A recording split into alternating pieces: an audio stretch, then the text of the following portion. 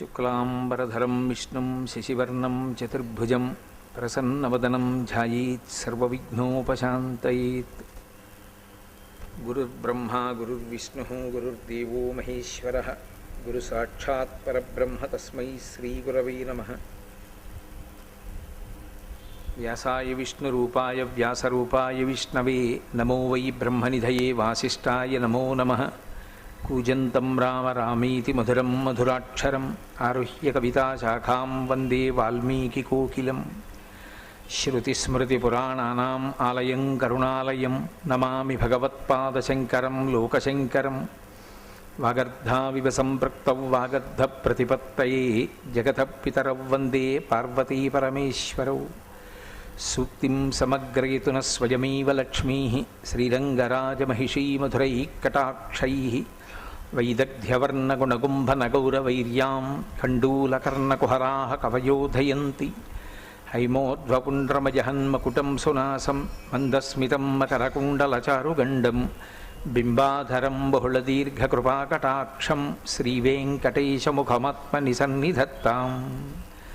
విమలపటి కమలకుటి పుస్తకరుద్రాక్షసస్తహస్తపుటి కామాక్షి పక్ష్మలాక్షి కలిత విపంచి విభాసి వైరించి.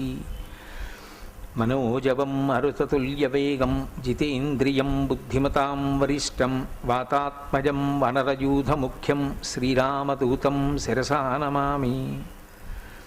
ఆపదామపహర్తారం దాతారం సర్వసంపదాం లోకాభిరామం శ్రీరామం భూయో భూయో నమామ్యహం. నారాయణం నమస్కృత్య నరం చైవ నరోత్తమం దేవీం సరస్వతీం వ్యాసం తతో జయముదీరయేత్. జయతు జయతు దేవో దేవకీనందనోయం జయతు జయతు కృష్ణో వృష్ణివంశప్రదీపః.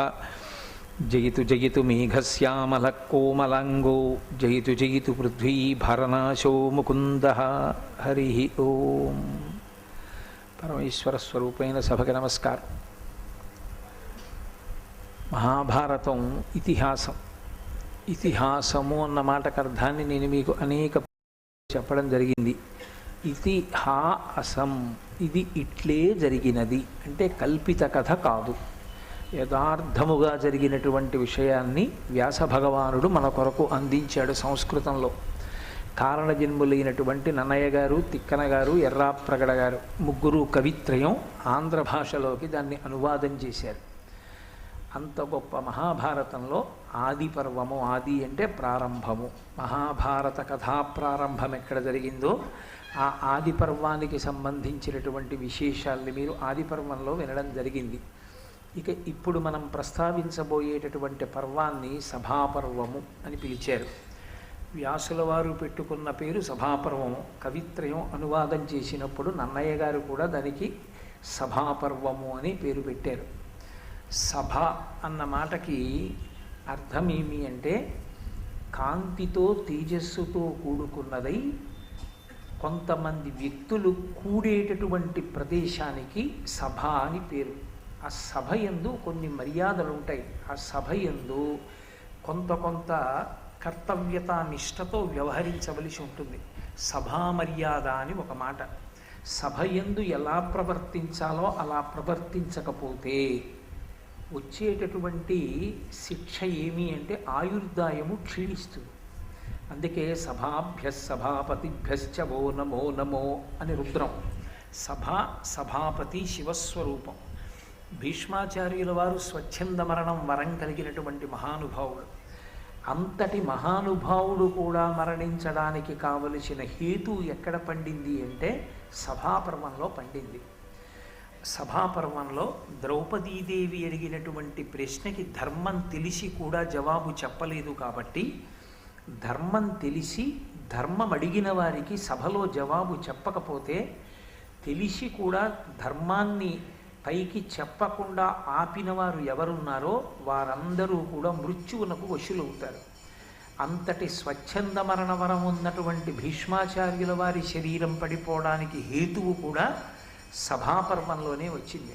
అలాగే ద్రోణాచార్యుల వారు, అలాగే కృపాచార్యుల వారు ఇంతమంది మహానుభావులైనప్పటికీ సభాపర్వమే వారి మృత్యువునకు హేతువై కూర్చుంది. ఆ పర్వమునకు సభాపర్వమని పేరు. ఇందులో అన్నీ సభలే. అసలు పాండవుల యొక్క ప్రమేయం లేకుండా పాండవుల ఆలోచనకి సంబంధించినది కానిది శ్రీకృష్ణ పరమాత్మ బాగా ఆలోచించి నిర్ణయం చేసినటువంటి కారణం చేత వచ్చిన సభ మయసభ. చిత్రం ఏమిటంటే ఊర్ధ్వలోకాల్లో కానీ అధోలోకాల్లో కానీ ఎక్కడా లేనంత గొప్ప సభ భూలోకం మీద వచ్చింది మయసభ. ఆ మయసభ పాండవాగ్రజుడైనటువంటి ధర్మరాజు గారిది. పాండవులది అన్న యాజమాన్యం పెద్దవాడు కనుక ధర్మరాజు గారిది. ధర్మరాజు గారిది మయసభ. కానీ ఆ మయసభ సమస్త అసూయాద్వేషములకు కారణమైంది. ఆ మయసభ కారణం చేత దుర్యోధనుడు మణిసభ నిర్మాణం చేశాడు. మయసభ ఎంత గొప్పదో చెప్పడానికి, మయసభని పోల్చడానికి ఇతర సభలు చూసిన వాళ్ళు తప్ప పోల్చడానికి శక్తి కలిగిన వాళ్ళు కారు. అన్ని సభలు చూసిన వాడెవరు? ఒక్కొక్క సభలో ఎంత గొప్పగా ఉంటుంది, ఆ సభలో ఎటువంటి వివేచన జరుగుతుంది, ఎటువంటి నిర్ణయాలు జరుగుతాయి, ఎవరెవరు ఆ సభలో కూర్చుంటారన్న దాన్ని బట్టి ఆ సభా గౌరవం నిర్ణయింపబడుతుంది. ఎక్కడెక్కడ ఏ సభ ఎలా ఉంటుందో, ఇంద్రసభ ఎలా ఉంటుందో, వరుణ సభ ఎలా ఉంటుందో, యమసభ ఎలా ఉంటుందో, బ్రహ్మసభ ఎలా ఉంటుందో, ఏ సభలో ఎవరు కూర్చుంటారో, ఒక్కొక్క సభలో కూర్చోడానికి ఏ పుణ్యాన్ని సంపాదించుకున్న వాళ్ళకి అర్హత కల్పింపబడుతుందో నారద మహర్షి చెప్పి, ఇన్ని సభల కన్నా భూలోకంలో నీదైన ఈ మయసభ గొప్పది అన్నారు. ఆ మయసభ దుర్యోధనుడి యొక్క అసూయకి కారణమైంది. ఆయన మణిసభని నిర్మాణం చేశాడు. ఆ మణిసభ యూత క్రీడకి ఆలవాలమైంది. అటు ధృతరాష్ట్రుని యొక్క పుత్రులు, ఇటు పాండురాజపుత్రులు అక్కడ జూదమాడారు. శకుని తన మాయాజూదంతో ధర్మరాజుని ఓడించాడు. ఓడించిన కారణం చేత వాళ్ళు ఐశ్వర్యాన్నంతటినీ కోల్పోయారు. శకుని చేత ప్రేరేపింపబడినటువంటి ధర్మరాజు చిట్ట చివరికి తన ధర్మపత్ని అయినటువంటి ద్రౌపదీదేవిని కూడా పందెంలో ఒడ్డి ఓడిపోయాడు. అప్పుడు ద్రౌపదీదేవి ఒక ప్రశ్న వేసింది వెళ్ళిన ప్రాతికామిని, నన్నోడి తన్నోడెనా, తన్నోడి నన్నోడెనా? ఇప్పటికీ ఆ ప్రశ్నకి జవాబు చెప్పబడినట్లుగా కనపడదు. అంత పెద్ద సభలో ఆవిడ వేసిన ఆ ప్రశ్నకి జవాబు చెప్పిన వాళ్ళు ఎవ్వరూ లేరు. చిట్ట చివరికి భీష్మాచార్యుల వారు కూడా నీ ప్రశ్నకి ధర్మరాజే జవాబు చెప్పగలడు అన్నారు. ధర్మరాజు కూడా చెప్పలేడు. అందుకే ఇప్పటికీ జవాబు చిక్కని ప్రశ్న అయితే నన్నోడి తన్నోడెనా, తన్నోడి నన్నోడెనా అంటుంటారు. కానీ ద్రౌపదీదేవి అడిగినటువంటి ఆ ప్రశ్న వెనక ఎంత ధర్మ సూక్ష్మమో దాగి ఉంది. చిట్ట చివరికి ద్రౌపదీదేవి యొక్క పాతివ్రత్య ప్రభావము చేతనే తిరిగి రాజ్యాన్ని సంపాదించుకున్నారు పాండవులు. ఇంటికి వెళ్ళిపోయారు. మళ్ళీ అనుద్యూతానికి ఆహ్వానింపబడ్డారు. మళ్ళీ అనుద్యూతానికి వెళ్ళారు.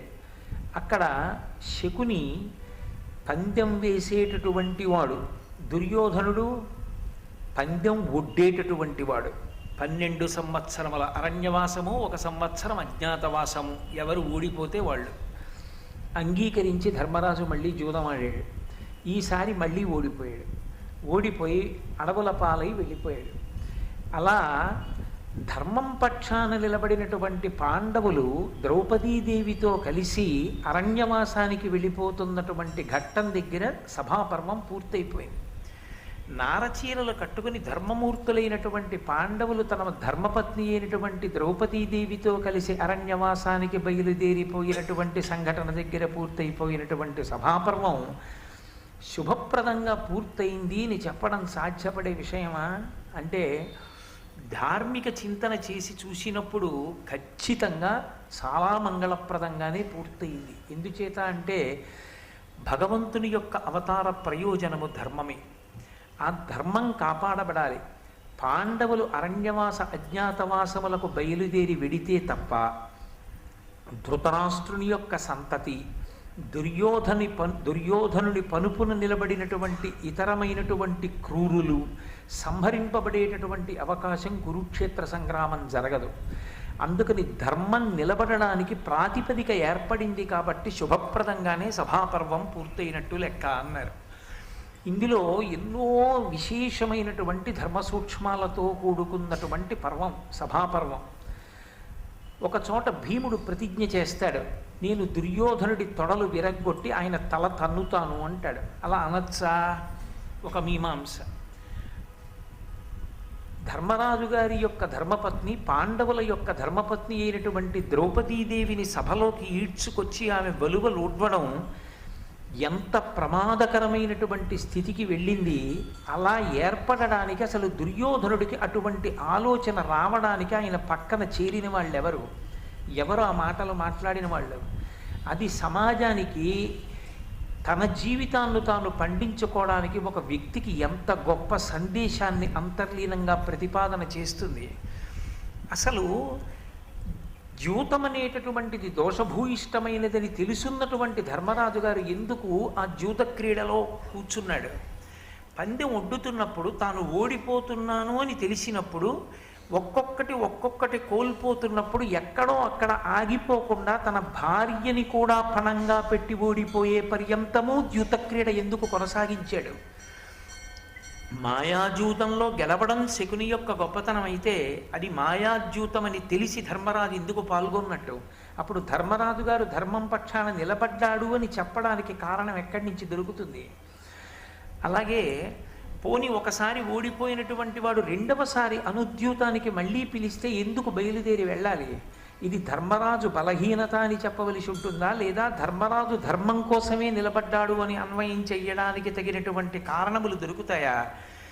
ఇన్ని రకములైనటువంటి ధర్మ సూక్ష్మముల యొక్క పరిశీలనముతో కూడుకున్నటువంటి పర్వము సభాపర్వము. అందుకే సభాపర్వం మనిషి యందు ధర్మాధర్మ వివక్షని బాగా ఏర్పాటు చేస్తుంది.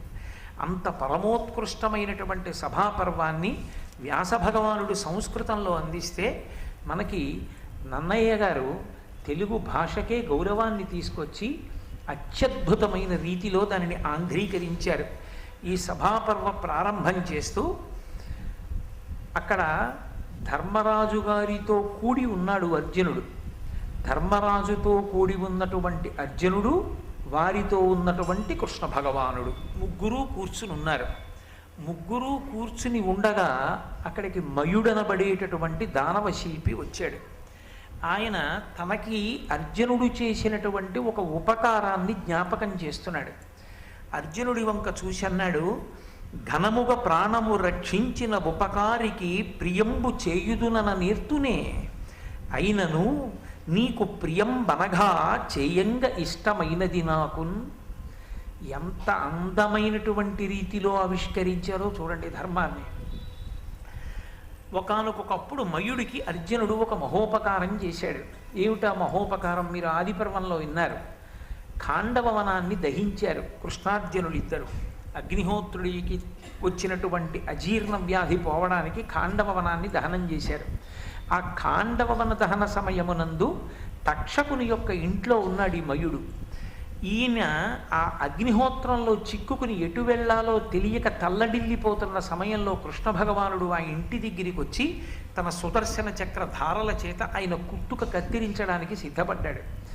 మయుడు జీవితేచ్ఛ చేత బ్రతకాలనేటటువంటి కోరికతో కృష్ణుడు ఎక్కడ తనని చంపేస్తాడో అనేటటువంటి భయంతో సుక్షత్రియుడైనటువంటి అర్జునుడి యొక్క పొంతన చేరాడు.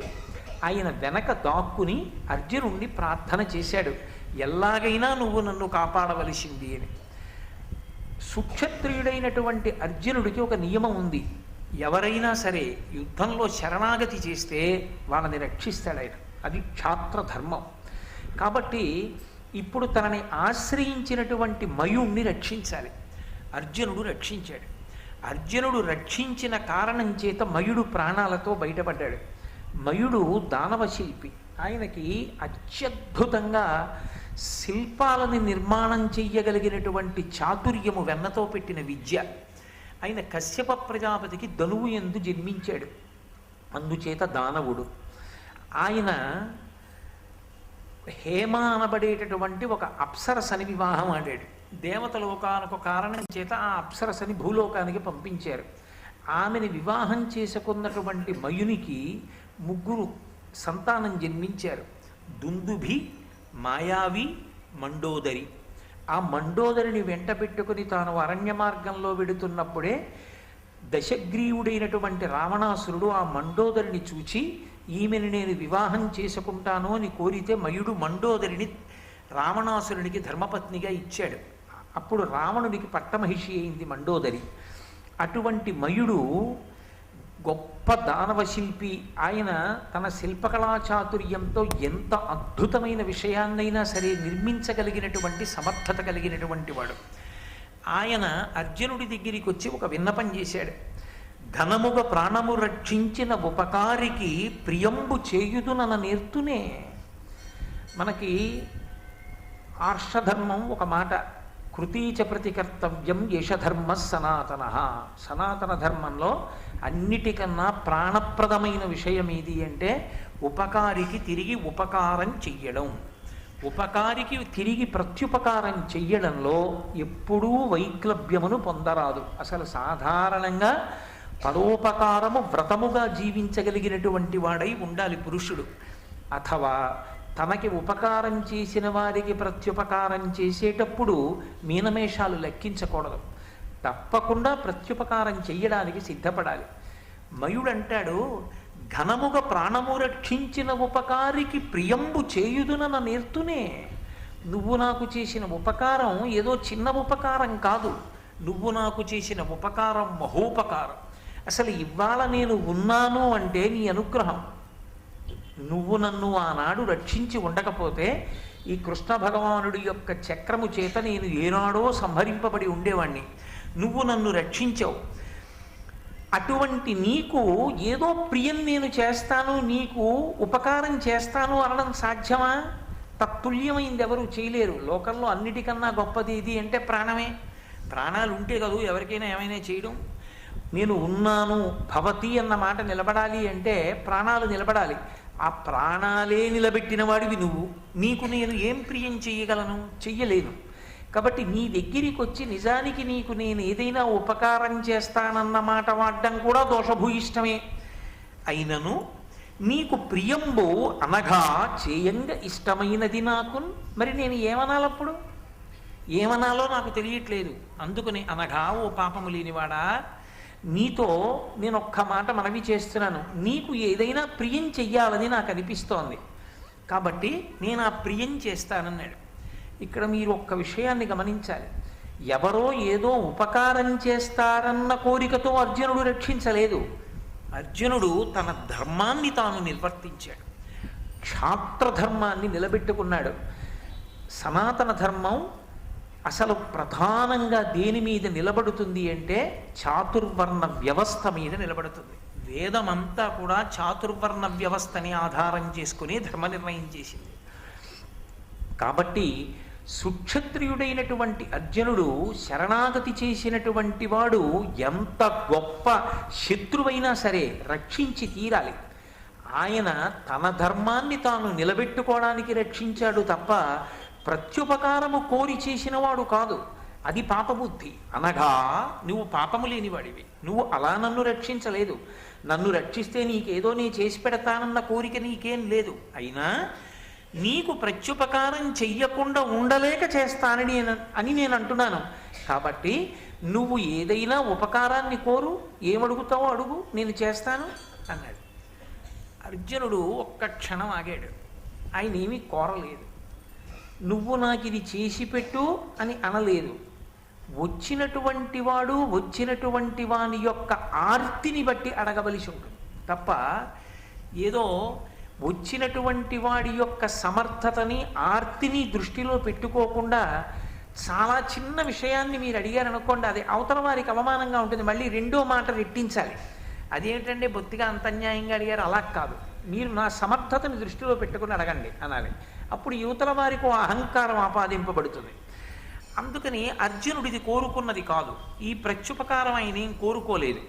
కాబట్టి ఆయన కృష్ణ భగవానుడి వంక చూశాడు. ఇది జీవితంలో ఉండవలసినటువంటి లక్షణం.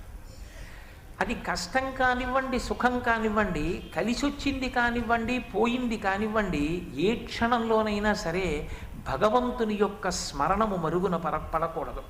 అసలు యథార్థమునకు ఒక మనిషి చనిపోయాడు అన్నమాట ఎప్పుడు అంటే ఏ ఒక్కరోజు భగవంతుని యొక్క స్మరణము లేదు, భగవంతుడు విస్మరణమునకు గురి అయిపోయాడు, ఆయన జ్ఞాపకానికి రాలేదు, ఆ రోజు వాడు మరణించినట్టు.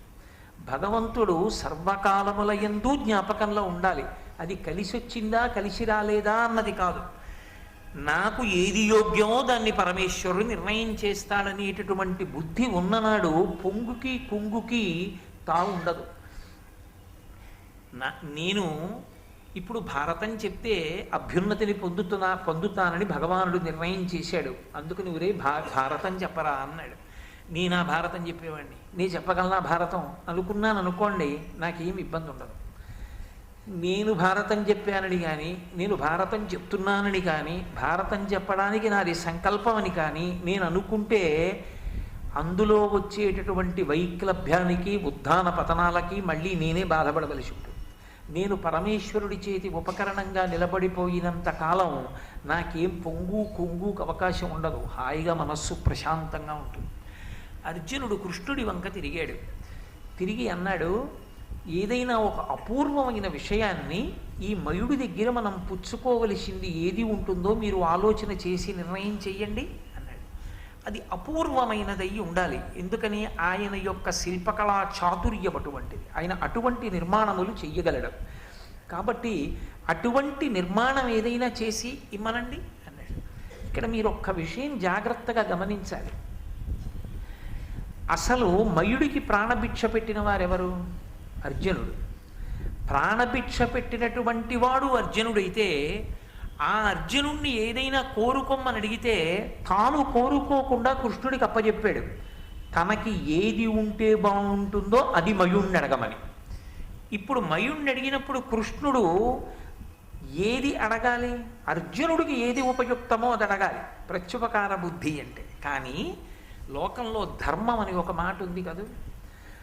నేను మా అబ్బాయి మా ఇంట్లో ఉన్నాం అనుకోండి, మా ఇంటికి వచ్చి మా అబ్బాయి పేరు మీద మీరు శుభలేఖ ఇచ్చారనుకోండి, నా పెద్దరికం ఏమైపోయినట్టు? నా పేరు మీద కదూ శుభలేఖ ఇవ్వాలి. నా కొడుకుతోనే మీకు పరిచయం ఉన్నా, నా కొడుకుకే మీరు స్నేహితులైనా మీరు ఇచ్చిన శుభలేఖ మాత్రం నా పేరు మీద ఉండాలి. అది నాకు గౌరవం కాదు, నా కొడుక్కి గౌరవం.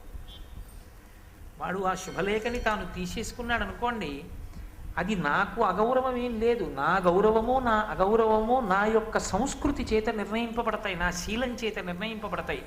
నా కొడుకు గౌరవం పోతుంది. తండ్రి పేరు వ్రాయబడని శుభలేఖ తాను పుచ్చుకున్నాడు, అది మర్యాద కాదు. పుచ్చుకుని కలం తీసి సున్నా చుట్టి మా నాన్నగారి పేరు వ్రాయండి అని ఇచ్చాడు అనుకోండి, వాడి గౌరవం నిలబడింది. కృష్ణుడు అర్జునుడి కోసం కోరాలా, ధర్మరాజు గారి కోసం కోరాలా? పాండవుల 5 ఒక చేతి 5 వేళ్ళు, వాళ్ళ ఐకమత్యత అటువంటిది. వాళ్ళు ఎప్పుడు విడివిడిగా ఏమీ కోరుకోలేదు. రాజ్యం అంతటికీ ధర్మరాజు ప్రభువు. ధర్మరాజు గారి కీర్తి వైభవం ప్రకాశించేది కోరుకుంటే అర్జునుడు సంతోషిస్తాడు తప్ప, ధర్మరాజుకి కానిది అర్జునునకైనది అని కృష్ణుడు అడిగాడు అనుకోండి, అది ధర్మానికి నిలబడుతుందా? నిలబడదు. ఇలా తల తిప్పి చూసి అడగమన్నప్పుడు అడిగేయడం కాదు, అడగడంలో ధర్మం పాటించడం గొప్ప. అడుగడుగున ధర్మమే నిలబెడుతుంది. అందుకే శ్రీరామాయణము, భారతము, భాగవతము ఈ 3 కూడా మన జాతికి ప్రాణప్రదములు. ఈ 3టిని బాగా చదువుకుంటుంటే, ఈ 3టిని జ్ఞాపకం తెచ్చుకుంటుంటే, ఈ 3టిని వింటూ ఉంటే ధర్మము మనసులో స్మరణకొస్తూ ఉంటుంది. ధర్మము ఎంతగా స్మరణకొస్తే మీరు బాగా జ్ఞాపకం పెట్టుకోండి. నేను చెప్తున్న మాట, భగవంతుని చేతి పనిముట్టుగా మీరు ఇమిడిపోతారు. ఎక్కడ ధర్మం ఉన్నదో ఆ వస్తువునే ఆయన పనిముట్టుగా స్వీకరించి వ్యవస్థని దిద్దుకుంటాడు. ఈశ్వరుడు ధర్మాన్ని నిలబెట్టడం అంటే ఎవరు ధర్మాత్ములయ్యున్నారో వారిని ఆదరిస్తాడు, వాళ్ళనే తన చేతి పనిముట్టుగా తీసుకుంటాడు. తీసుకుని వాళ్ళని ఆదర్శంగా పెట్టి సమాజాన్నంతటినీ సంస్కరిస్తాడు. భగవంతుడి చేతి పనిముట్టుగా మారడం, భగవంతుని యొక్క అనుగ్రహానికి పాత్రులు కావడం కన్నా రక్షణ వేరొకటి ఉంటుంది ఆ లోకంలో, ఇంకేం ఉండదు. కాబట్టి ధర్మమే రక్షణ. ధర్మాన్ని విడిచిపెట్టుకోవడము అంటే భగవంతుడికి దూరం అయిపోవడం. భగవంతుడికి దూరం అయిపోవడము అంటే అన్ని రక్షణలకి దూరం అయిపోవడం. ధర్మాన్ని పట్టుకోవడము అంటే భగవంతుని చేతి పనిముట్టుగా నిలబడడం. భగవంతుని అనుగ్రహం చేత సర్వకాలములయందు సర్వదేశములయందు రక్షింపబడుతుండడం. ధర్మమే ప్రమాణము. అందుకే కృష్ణుడు అన్నాడు మయునితో, కురుపతికిన్ యుధిష్ఠిరునకున్ సకల క్షితిపాల సేవ్య సుస్థిర విభవాభిరామునకతి ప్రమదంబుగా రత్నరాజి సుందరమగుదాని నొక్క సభధాత్రి కపూర్వముగాను నర్చి చిచ్చెర గొనిరమ్ము నీదైన శిల్ప కళా కుశలత్వమేర్పడం అన్నాడు. నువ్వు అద్భుతమైన విషయాన్ని దేన్నైనా ఇస్తానంటున్నావుగా, కురుపతికిన్ యుధిష్ఠిరునకున్, అది ధర్మం అంటే. నువ్వు ఎవరికి ఇవ్వాలో తెలుసా బహుమానం? యుధిష్ఠిరునకి ఇవ్వాలి.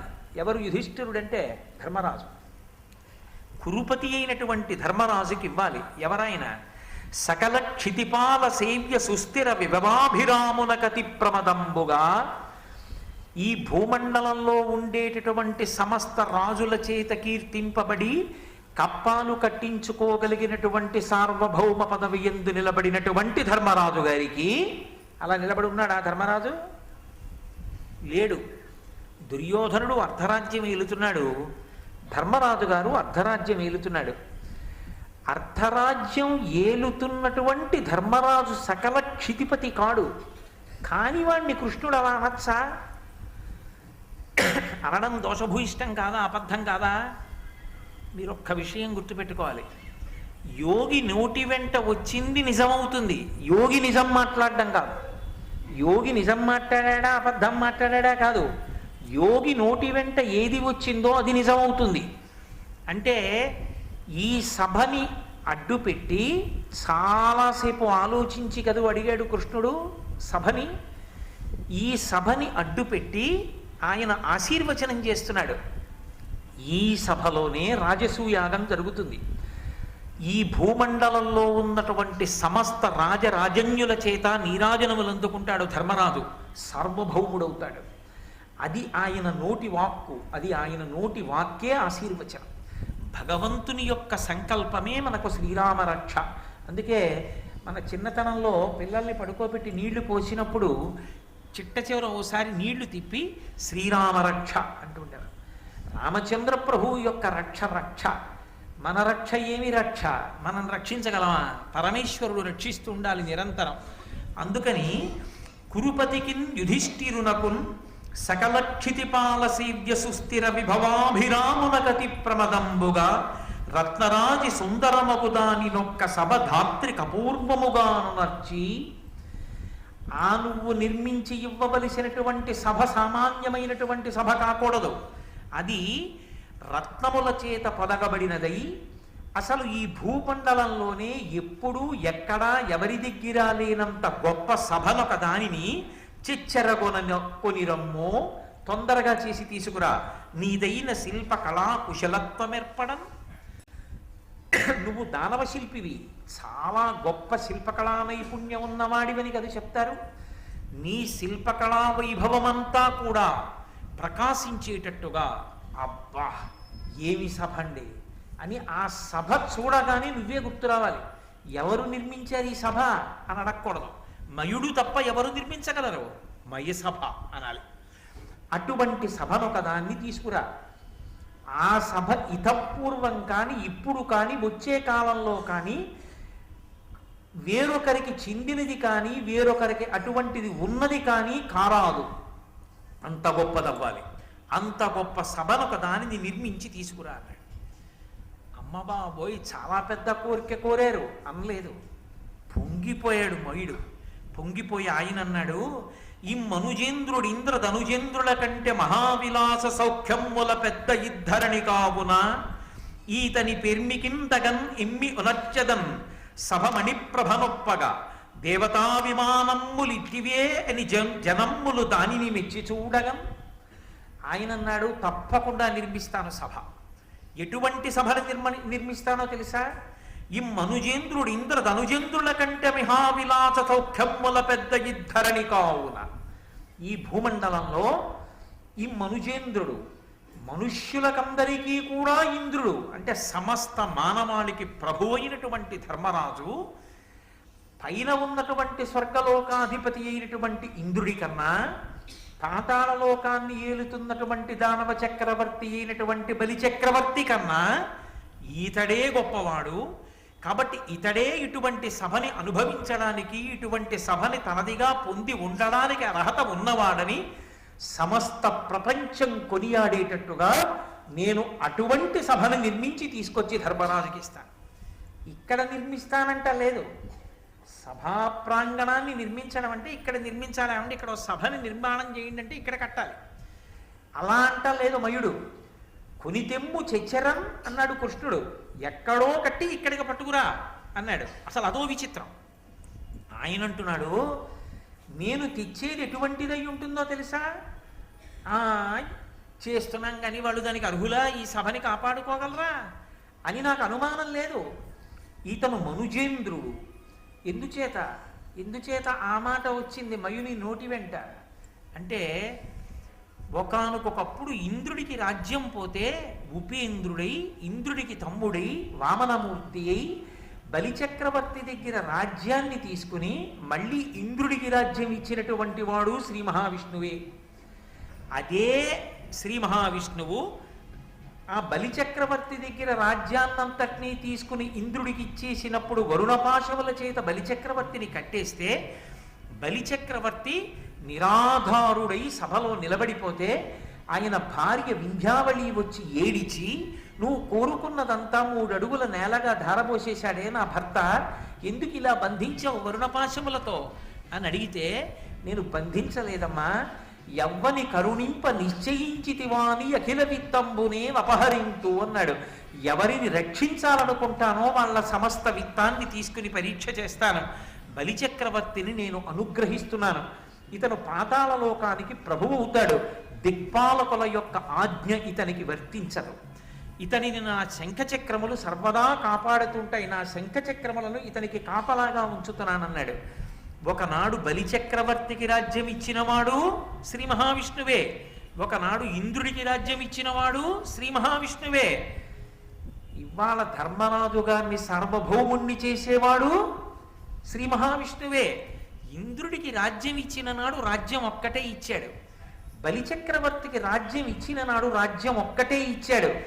ధర్మరాజుకి రాజ్యం ఇప్పించడానికి కురుక్షేత్ర సంగ్రామంలో అర్జునుడి రథం మీద సారథిగా కూర్చుని కొన్ని కోట్ల మంది ప్రతివీరులందరూ తెగటారిపోయేటట్టుగా చేసి ధర్మానికి ఆలవాలము పాండవులు కనుక పాండవ పక్షపాతి శ్రీకృష్ణ భగవానుడు అయ్యాడన్న కీర్తి సుస్థిరంగా కట్టపెట్టి పాండవుల యొక్క కథ, వాళ్ళ ధర్మం ఈ భూమండలంలో నరులందరూ చదువుకుని యుగాలు మారిపోయినా అనుష్ఠించేటట్టుగా వాళ్ళ కీర్తిని ప్రకాశింపచెయ్యడానికి నడుం కట్టినటువంటి శ్రీ మహావిష్ణువు యొక్క స్వరూపమైన కృష్ణ పరమాత్మ యొక్క అనుగ్రహాన్ని పరిపూర్ణంగా పొందినటువంటి ధర్మరాజు కన్నా గొప్పవాడా ఆ ధనుజేంద్రుడైన బలిచక్రవర్తి గాని, స్వర్గాధిపతి అయినటువంటి ఇంద్రుడు గాని కాదు. కాబట్టి నీ పరిపూర్ణ కటాక్ష వీక్షణములకు పాత్రులైనటువంటి వాళ్ళు వీళ్ళు. కృష్ణుని యొక్క అనుగ్రహము ఎంత ప్రకాశవంతంగా, ఎంత ప్రస్ఫుటంగా, ఎంత పరిపూర్ణంగా పాండవుల యందు ప్రసరించిందో మయుని యొక్క బుద్ధికి ఎక్కడో ఒక్క చోట తళుక్కున తోచక తోచింది ఈశ్వరానుగ్రహంగా. అందుచేత నోటి వెంట ఆ మాట వచ్చేసింది. ఈ మనుజేంద్రుడు ఇంద్రధనుజేంద్రుల కంటే మహావిలాస సౌఖ్యముల పెద్ద ఈ ధరణి కావున ఈతని పెర్మికిందగన్ ఎమ్మి నొనచ్చదన్ సభమణి ప్రభనొప్పగా దేవతా విమానమ్ములిట్టివేయని జనమ్ములు దానిని మెచ్చి చూడగన్. ఆ జనులందరూ కూడా మయసభని చూసి, ఓ దేవతల యొక్క సభలు, దేవతల యొక్క విమానాలు ఇలా ఉంటాయి అని దీన్ని చూసి చెప్పుకోవాలి. ఎందుకని వాళ్ళు దేవలోకానికి వెళ్ళి చూసొచ్చిన వాళ్ళు కారు. దేవతా విమానములు ఎలా ఉంటాయో వాళ్ళు మయసభని చూసి చెప్పుకుంటారు. అంత గొప్ప సభని నిర్మాణం చేస్తాను. అంతేకాదు, నేను ఈ సభా నిర్మాణం చెయ్యడానికి కావలసినటువంటి బంగారము, వజ్రములు, వైఢూర్యములు, మరకత మాణిక్యములు, నవరత్నములు మొదలైనటువంటి సామాగ్రినంతటినీ కూడా బిందు సరోవరమునందు దాచాను. ఎందుకు దాచవలసి వచ్చింది? ఎందుకు అవన్నీ దాచడం అంటే, ఒకప్పుడు వృషపర్వుడు అని ఒక రాజు ఉండేవాడు. మీరు ఆదిపర్వంలో విన్నారు. శర్మిష్ఠ యొక్క తండ్రి. ఆ శర్మిష్టకి దేవయానికి వచ్చినటువంటి కలహంలోనే ఆ దేవయానితో కలిసి శుక్రాచార్యుల వారు ఆ రాజ్యాన్ని విడిచిపెట్టి వెళ్ళిపోతాను అంటే వృషపర్వుడు వచ్చి వేడుకుని ఆ శుక్రాచార్యుల వారిని తన రాజ్యంలో ఉంచుకోవడం కోసమని దేవయానికి శర్మిష్టని దాసిగా చేశాడు. మీరు ఆదిపర్వంలో విన్నారా కదా. కాబట్టి అటువంటి వృషపర్వుడనేటటువంటి రాజుకి ఒక గొప్ప సభని నిర్మాణం చెయ్యడం కోసమని నేను ఒకానొకప్పుడు సంకల్పం చేసి తత్సంబంధమైనటువంటి రత్నములు సంభారములనన్నిటినీ బిందు సరోవరంలో దాచి ఉంచాను. ఆ ఒక్క సంభారములను తీసుకొచ్చి మయసభా నిర్మాణం చెయ్యడమే కాదు, భౌమాదిత్యుడనబడేటటువంటి రాజు ఒకానొకప్పుడు ఈ భూమండలంలో ఒక సుక్షత్రియుడై రాచరికం చేస్తూ గొప్ప తపస్సు చేసి ఋషి అయ్యాడు. ఆ ఋషి మండలాన్ని చేరినటువంటి ఆ భౌమాదిత్యుడనేటటువంటి రాజు నాకు ఒక శంఖాన్ని ఒక గదని ఇచ్చాడు. ఆ గద శత్రువులను దునుమాడుతుంది. ఆ శంఖం పూరించినంత మాత్రం చేత కొన్ని వేల మంది యొక్క కర్ణరంధ్రములు బద్దలైపోయి నెత్తురు కారిపోతుంది. అంత గొప్పదైనటువంటి ఆ శంఖం దేవదత్తాన్ని, ఆ గదని భీమసేనుడికి, దేవదత్తమన్న శంఖాన్ని అర్జునుడికి కూడా తీసుకొచ్చి ఇస్తాను. దానితో పాటుగా ధర్మరాజు గారికి ఈ సభా నిర్మాణం చేస్తాను. అంటే కడుపులో ఎక్కడో అర్జునుడికి కూడా ఉపకారం చెయ్యాలన్న కోరిక ఉంది. కాబట్టి అర్జునుడికి దేవదత్తాన్ని ఇస్తూ, భీమసేనుడికి గద ఇస్తూ, ధర్మరాజు గారికి మయసభ ఇస్తాను. అంటే శ్రీకృష్ణ పరమాత్మ యొక్క సంకల్పమే మయుని యందు ఆలోచనగా మారింది. ఈశ్వరానుగ్రహం అనేటటువంటిది ఒక్కసారి బయటికి రావాలి. కానీ పరమేశ్వరుడు వీడికి కావలసినటువంటి పదార్థములు సమకూడాలి అని కోరుకోవాలి. కానీ అవి ఎప్పటికీ ఎందుకు పనికొస్తాయో మనకి తెలియదు. పరమేశ్వరుడు మాత్రం వాటిని ఇప్పుడే చేకూరుస్తాడు. అర్జునుడికి దేవదత్తాన్ని ఇప్పిస్తున్నాడు, భీమసేనుడికి బ్రహ్మాండమైనటువంటి గదని ఇప్పిస్తున్నాడు. ఎదర రాబోయేటటువంటి కాలంలో భీమసేనుడు ప్రతిజ్ఞ చేస్తాడు, నా గదాదండంతో దుర్యోధనుడి యొక్క తొడలు విరగ్గొడతాను అని. ఎక్కడ ధర్మ వ్యతిరేకులైనటువంటి వారు పడిపోయేటట్టుగా ధర్మమునందు నిలబడినటువంటి వారు ప్రవర్తించవలసి ఉంటుందో వారికి కావలసిన ఉపకరణములను పరమేశ్వరుడు చేకూర్చడానికి ఎవరి ద్వారా సంభారములు అందారో వారి యందు సంకల్పాన్ని ప్రచోదనం చేస్తాడు. అది ఈశ్వరుని యొక్క అనుగ్రహము అన్నమాటకు అర్థం. ఆయన అనుగ్రహం ఒక్కటి ఉంటే నీకు అది ఎప్పుడు పనికొస్తుందో తెలియదు. ఇప్పటికి నీకు ఇది ఎందుకు అనిపించవచ్చు, కానీ ఒకప్పటికి అది నీకు చాలా అవసరం కావచ్చు. ఎవరో తెచ్చి ఏదో పుస్తకం నీకు ఇవ్వచ్చు, ఎందుకు నాకు ఇప్పుడు ఈ పుస్తకం అని ఓ చోట పెట్టచ్చు. కానీ ఒకనాడు నీకు ఆ పుస్తకం అత్యంత అమూల్యము కావచ్చు. ఆ పుస్తకమే నీ జీవితం కావచ్చు. ఆ పుస్తకమే నీ జీవితాన్ని మలుపు తిప్పచ్చు. నీ జీవితం ఒకప్పుడు మలుపు తిరగడానికి కావలసినటువంటి పుస్తకాన్ని పరమాత్మ నీకు ఎప్పుడు అందించాలో అప్పుడు ఎవరి చేత సంకల్పం చేయించాలో వాళ్ళ చేత చేయించి తెచ్చి నీకు ఇప్పిస్తాడు. నీ జీవితం మలుపు తిరగడానికి ఒక పుస్తకం నీకు ఎవరి ద్వారానో అందించిన ఈశ్వరుని యొక్క అనుగ్రహ బలంలాగే ధర్మాన్ని నిలబెట్టడానికి అత్యంత శ్రద్ధాళువులై నిలబడవలసినటువంటి భీమార్జునులకు కావలసినటువంటి యుద్ధ పరికరాల్ని మయుని ద్వారా కృష్ణ పరమాత్మ అందిస్తున్నారు అని ఆయన ఆ బిందు సరోవరం యొక్క గొప్పతనాన్ని అంటారు. ఆ బిందు సరోవరంలోనే ఒకప్పుడు భగీరథుడు గంగావతరణం చేయించాడు. పరమశివుడు ఆ బిందు సరోవరం దగ్గరే నడుం మీద 2 చేతులు వేసుకు నిలబడితే గంగమ్మ ఆకాశం నుంచి ఆయన యొక్క శిరస్సుకి తాకి కింద పడింది. భవంగపతి తంతోయం పవిత్రమితి పస్పృశు అని పరమశివుని శరీరానికి తాకి కింద పడింది. కాబట్టి గంగ పతిత పావని అయి అంత పరమ ప్రఖ్యాతి వహించింది. అక్కడే సృష్టి కాలమనందు తరువాతి కాలమనందు బ్రహ్మగారు, పరమశివుడు, ఇతర దేవతాగణములన్నీ కూడా అనేకమైనటువంటి యజ్ఞ యాగాది క్రతువులన్నిటినీ కూడా చేశారు.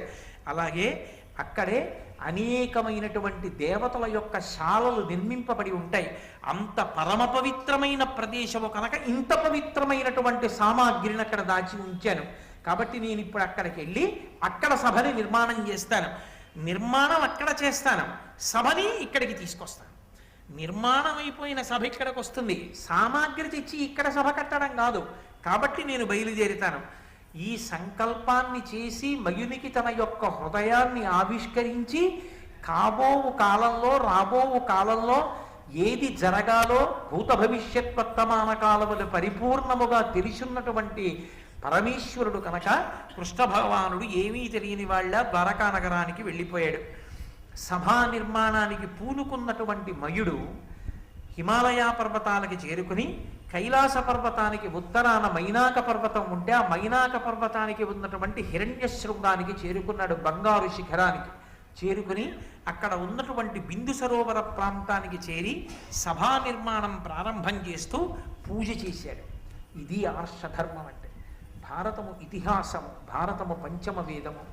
ఎప్పుడు ఎక్కడ మనం ఏం చెయ్యాలో ఎలా చెయ్యాలో మనకి సమస్తాన్ని నేర్పుతుంది. ఏదైనా ఒక కట్టడాన్ని నిర్మాణం చేస్తున్నారు అంటే ఆ కట్టడానికి ఒక ప్రయోజనం ఉంటుంది.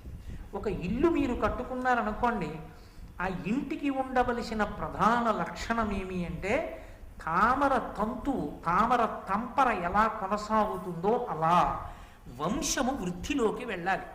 అక్కడ ఉన్నటువంటి సింహాసనం ఏది ఉందో, యజమాని పూజ చేసినటువంటి సింహాసనానికి పూజ చెయ్యడానికి ఆ గోత్రంలో వాళ్ళు లేక ఆ సింహాసనాన్ని పట్టుకెళ్ళి నీటిలో విడిచిపెట్టేయడమో, ఆ సింహాసనం ఇంకొక గోత్రం వాళ్ళ దగ్గరికి వెళ్ళిపోవడమో జరగవలసినటువంటి దుస్థితి ఏర్పడకుండా, కొడుకులు లేరనేటటువంటి బెంగ లేకుండా ఆ వంశం ఆచంద్రతారార్కం కొనసాగింపబడాలి అంటే ఆ ఇంటికి ప్రారంభంలో పూజ చేసి ఇల్లు కట్టాలి. ఒక ఇల్లు దేనికి అంటే సింహాసనాన్ని అక్కడ అర్చన చేస్తాం.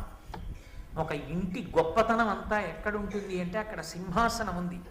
ఆ యజమాని ఆ సింహాసనం నుంచి వస్తున్నటువంటి పరిపాలన చేత రక్షింపబడుతూ ఉంటాడు. నేను ఇల్లు కట్టుకుని గృహప్రవేశం చేస్తే నేను చేస్తానా, నా సింహాసనం పెడుతుందా ముందు? సింహాసనం చేత్తో పట్టుకుని గృహప్రవేశం చేస్తాను. ఇంట్లో కుర్చీలు ఎన్నో ఉండొచ్చు, సింహాసనం మాత్రం ఒక్కటే ఉంటుంది. సింహాసనమునందు పరమేశ్వరుడు కూర్చుంటాడు. ఆయన పరిపాలకుడు. ఆయన నా యోగక్షేమాలని విచారణ చేస్తూ ఉంటాడు. నేను ఎక్కడ ఉన్నా, ఏ ప్రదేశంలో ఉన్నా ఆయన నన్ను సర్వకాలముల యందు కాపాడుతూ ఉంటాడు. ఆ సింహాసనము చేత నేను పరిపాలింపబడుతూ ఉంటాను. దేశంలో ఎక్కడో పౌరులున్నా రాజధాని ఎందున్నటువంటి సింహాసనం మీద కూర్చున్నటువంటి ప్రభువు చేత వాళ్ళు ఎలా పరిపాలింపబడుతూ ఉంటారో ఇంట్లో ఉన్నటువంటి సింహాసనం చేత మనం పరిపాలింపబడుతుంటాం. ఒక గృహస్థుకి ఉండే కోరిక ఉంటుంది. ఒక గృహస్థు కోరికనే ప్రధానమైన కోరిక ఏది అంటే వంశం వర్ధిల్లాలి. ధర్మ ప్రజాపత్యర్థం. వివాహం చేసుకునేటప్పుడు సంకల్పం ధార్మికమైన సంతానము కలగాలి అని చేసుకుంటారు. గృహస్థాశ్రమము అంటే ధర్మపత్నితో కలిసి తానున్న చోటు. దానికి ప్రధానమైన ప్రయోజనం ఏది అంటే సంతాన భాగ్యం, విశేషించి వంశాభివృద్ధి, పుత్ర సంతానం కలగాలి. ఆ పుత్ర సంతానం కలగడానికి సింహాసనాన్ని అర్చన చేయబడేటటువంటి ఒక ఇల్లు కట్టే ముందు ఆ ఇల్లు నాతో కాదు, నేను తండ్రినై సంతోషించాలి, నేను తాతనై సంతోషించాలి. ఈశ్వరుడు అనుగ్రహిస్తే ముత్తాతని కావచ్చు. ఒకవేళ నేను ముత్తాతని కాలేకపోయినా నేను తాతనై సంతోషించి శరీరాన్ని విడిచిపెట్టేయాలి తప్ప తాత కాకుండా విడిచిపెట్టకూడదు. పుత్రం పౌత్రం సమాసాద్య వానప్రస్థాశ్రమేమ సేత్. దీర్ఘాయుర్దాయం అంటే మనవణ్ణి చూడాలి. కాబట్టి నేను చెప్పట్లేదు, వ్యాస భగవానుడంతటి వాడు చెప్పాడు. వ్యాసుడి కన్నా చెప్పగలిగిన వాడు, వ్యాసుడి కన్నా చెప్పగలిగిన వాడన్నవాడు ఇక లోకంలో లేడుగా. చెప్తే వ్యాసుడే చెప్పాలి. వ్యాసోచ్ఛిష్టం జగత్సర్వం.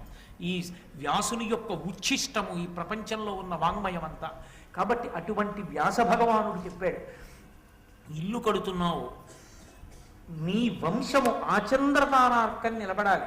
నీ కొడుకు వాడు మనవల్ని చూడాలి, నీ మనవడు వాడు మనవల్ని ముని మనవల్ని చూడాలి. అంటే ఆ ఇంటి సింహాసనం, ఆ ఇల్లు అంతమంది పిల్లల ఓదార్పుకి, అంతమంది పిల్లల ఏడుపుకి, అంతమంది పిల్లల వృద్ధికి, అంతమంది పిల్లల యొక్క వైభవానికి కారణం కావాలి ఆ ఇల్లు. అందుకని ఇల్లు కట్టే ముందు పూజ చేసి ఇల్లు కట్టాలి తప్ప ఏ పూజ లేకుండా ఇల్లు ప్రారంభం చేయకూడదు. ఒక సభామంటపాన్ని నిర్మాణం చేస్తున్నావు, ఆ సభ పెద్దలైనటువంటి వారు ఎందరో వచ్చి కూర్చుంటారు. ఒక్కొక్క చోట చేయబడిన నిర్ణయం సమస్తమైనటువంటి భూమండలాన్ని కూడా కదుపుతుంది. ఒక్కొక్క సభలో చేసిన నిర్ణయం కొన్ని కోట్ల మందిని ప్రభావితుల్ని చేస్తుంది. ఒక్కొక్క సభలో చెప్పిన విషయం కొన్ని వేల మందిని సంస్కారవంతులుగా తీర్చిదిద్దుతుంది. ఒక్కొక్క సభ భగవంతుని యొక్క అనుగ్రహానికి మారుపేరుగా మారిపోతుంది. మహాభారత ప్రవచనానికి సంబంధించినంత వరకు పెద్దలు ఒక మాట చెప్తారు. పీఠాధిపత్యం వహించేటటువంటి పెద్దలు ఏదైనా ఒక దేవాలయ ప్రాంగణానికి వెడితే 2 ప్రశ్నలు అడుగుతారు. ఇక్కడ భారతం చెప్పారా అని అడుగుతారు. ఇక్కడ భారతం చెప్పారండి అంటే ఆ దేవాలయానికి ఒక స్థాయి. కనీసం ఒక్క పర్వం మహాభారత ప్రవచనం ఇక్కడ జరిగిందండి అన్నారనుకోండి, ఆ దేవాలయానికి ఒక ప్రత్యేకమైన స్థాయిగా తీసుకుంటారు. ఎప్పుడూ ఇక్కడ భారతం చెప్పలేదండి, పోనీ కనీసం భారతం చదివారా, ఇక్కడ చెప్పేవాడు లేకపోతే భారతాన్ని చదివితే విన్నారా, కూర్చుని భారతం చదివారా ఎవరైనా? ఎప్పుడూ ఇక్కడ భారతం చదవలేదండి. ఆ దేవాలయం స్థాయి ఒకటి. భారతం చదివినా భారతం చెప్పబడినా ఆ దేవాలయం యొక్క స్థాయి వేరొకటి. అటువంటి చోట భగవంతుని యొక్క పరిపూర్ణమైనటువంటి అనుగ్రహం ఆ వాయు తరంగముల యందు నిలబడిపోతుంది. అందుకే అటువంటి ఆలయ ప్రాంగణంలో ప్రవేశించి కూర్చుని కోరిక కోరుకున్న ఈశ్వరుడికి ఒక నమస్కారం చేసినా వెంటనే కోరికలు తీరుతాయి. కారణం ఏమంటే భారత ప్రవచనం జరుగుతున్నప్పుడు ప్రవచనం ఎంత గొప్పదో, వింటున్న వాళ్ళ మనస్సులన్నీ రంజిల్లుతున్నప్పుడు ఈ భావ ప్రకంపనల చేత పరమేశ్వరుని యొక్క తేజస్సు ఉద్దీపింపబడుతుంది. ఉద్దీపింపబడి ఆయన శక్తి పెరిగి ఆయన మరింత మంది కోరికలు తీర్చగలిగినటువంటి వాడు అవుతాడు. కాబట్టి దేవాలయమునకు ఆ స్థాయి ఉందా? సభ అంత గొప్పదవుతుందా? ఆ సభ ఎన్నో విశేషాలకి కారణం అవుతుందా? ఇన్నిటికి కారణం అవ్వాలంటే ఏదో భౌతికమైనటువంటి అందం కాదు, ఆ సభ అంత గొప్పదవ్వాలి. అలా కోరుకున్నాడు కాబట్టే, అటువంటి పూజ చేసి మొదలుపెట్టాడు కాబట్టే ఆ సభా మంటపంలో శ్రీకృష్ణ భగవానుడికి అగ్రపూజ జరిగింది. ఇంకంతకన్నా ఏం కావాలి మై సభకు అదృష్టం. కాబట్టి ఆయన దాన్ని ప్రారంభం చేస్తూ దేవ బ్రాహ్మణులకు నానావిధ పూజల తర్పణము చేసి ధరిత్రీ వనిత కపూర్వ శ్రీకావింపతొడంగమయుడు కడురమ్యముగన్. ఆయన అనేకమైనటువంటి దేవతల యొక్క మూర్తుల్ని ఆరాధన చేశాడు. ఒక భూమి మీద ఒక మంటపాన్ని నిర్మాణం చేసేటప్పుడు అది గృహమా, ఆరామమా, మంటపమా, సభ, ప్రాంగణమా విడిచిపెట్టండి. అది ప్రకాశవంతము కావడానికి, ఫలవంతము కావడానికి ఏ ఏ దేవతల యొక్క అనుగ్రహాన్ని సాధించుకోవడానికి మీరు పూజ చెయ్యవలసి ఉంటుందో అటువంటి దేవతలందరినీ పూజ చేశారా? మయుడు అటువంటి దేవతలందరినీ కూడా నానావిధ పూజల తర్పణము చేసి వాళ్ళందరినీ కూడా అనేక రకములైనటువంటి పూజల చేత అర్చించి తృప్తిపరిచాడు. పూజించిన వాడు పూజనీయుడవుతాడు. మీరు ఆ మాట బాగా జ్ఞాపకం పెట్టుకోవాలి. ఇప్పుడు పూజ చెయ్యడం ఎందుకో తెలుసా? పూజ చేస్తే పరమేశ్వరుడు ప్రీతి పొందుతాడు అని నేను ఒక మాట చెప్పాను అనుకోండి, ఆ మాట చాలా వదులుగా ఉంటుంది. ఎందుకో తెలుసా? పూజ చేయడం అంటే ఓ వస్త్రద్వయం ఇచ్చి, అర్ఘ్యం ఇచ్చి, పాదోదకం ఇచ్చి, కాస్త పటికి బెల్లం నైవేద్యం పెట్టి 2 పుష్పాలు కాళ్ళ మీద వేసి 4 స్తోత్రాలు చదివితే ఈశ్వరుడు మీ పట్ల ప్రసన్నుడవుతాడు అని నేను చెప్పాను అనుకోండి. అప్పుడు పూజ చేస్తే ఈశ్వరుడు ప్రసన్నుడవుతాడు అని నేను చెప్పిన ఉత్తర క్షణంలో పొగిడితే లొంగిపోయేవాడు ఈశ్వరుడు అయ్యాడు. అవునా కాదా?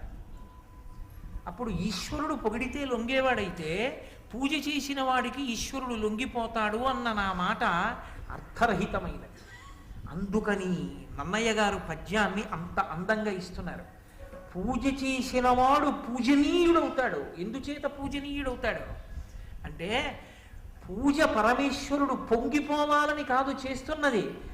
ఈశ్వర, నా యందు ఏ తేజస్సును చూసి లోకమంతా నన్ను గౌరవిస్తోందో, ఏ తేజస్సును చూసి లోకమంతా నాకు నమస్కారం చేస్తోందో ఆ తేజస్సు సహజముగా నాది కాదు. నా ఉపాధిలో నువ్వు ఆ తేజస్సుని ప్రకాశింపచేశావు. ప్రకాశింపచేసిన వాడివి నువ్వు. ఆ ప్రకాశింపచేసిన తేజస్సు నిలబెట్టుకోవడానికి కావలసినటువంటి అర్హత నా యందు నిలబెట్టు. ఆ అర్హత పోతే నువ్వు తీసేస్తావు ఆ తేజస్సు. ఆ అర్హత నా యందు ఉంచు అని ప్రార్థన చెయ్యడం పూజ. ఎవరు అలా అడిగారో వాడు అర్హతని నిలబెట్టుకుంటానని కోరుకుంటున్నాడు కనుక ఈశ్వరుడు అనుగ్రహాన్ని ద్విగుణీకృతం చేస్తాడు. వాడు పూజనీయుడవుతాడు లోకం చేత. అని పూజ దేనికి అంటే నువ్వు పూజనీయుడవు కావడానికి. అంతేకాని పూజ చెయ్యడం ఎందుకు అంటే పరమేశ్వరుడు నువ్వు పూజ చేస్తే చాలా ప్రీతి పొందేస్తాడని అనుకోకూడదు. అప్పుడు అసలు ఆ ఆలోచనలోనే ఒక దోషం ఉంటుంది. ఎందుకు పూజ చేస్తున్నావు అంటే పూజ చేసి పూజనీయుడు అవుతావు. మీకు నేను ఒక ఉదాహరణ చెప్పాలంటే, నాకెవరో ఒకరు ఉపకారం చేశారు.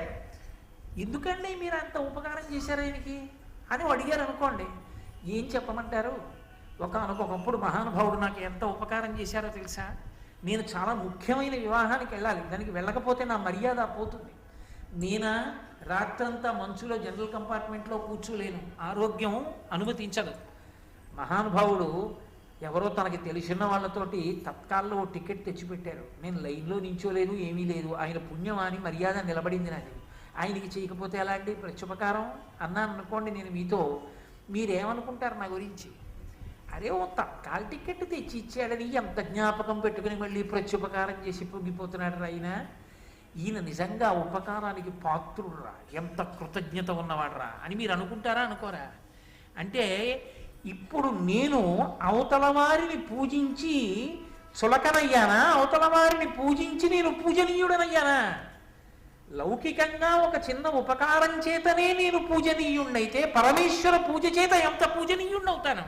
పూజనీయత కీర్తి పొందుట అంటే సద్గుణములతో ధర్మమునందు నిలబడుట, ధర్మమునందు నిలబడుటే ఈశ్వరానుగ్రహములకు పాత్రుడగుట. ఇంకేం కావాలంతకన్నా? అందుకని తాను నిర్మాణం చెయ్యాలనుకున్నటువంటి సభ ఓ 10,000 మంది కాపలాదారులతో లోపల రత్నాలున్నాయి, వజ్రాలున్నాయి, ఎవరెడతారో అని చెప్పి ఎవ్వరూ వెళ్లకుండా లోపలికెళ్ళేటప్పుడు ఒళ్ళంతా తడివి లోపలికెళ్ళి బిక్కు బిక్కుమంటూ చూసొచ్చేది కాకూడదు.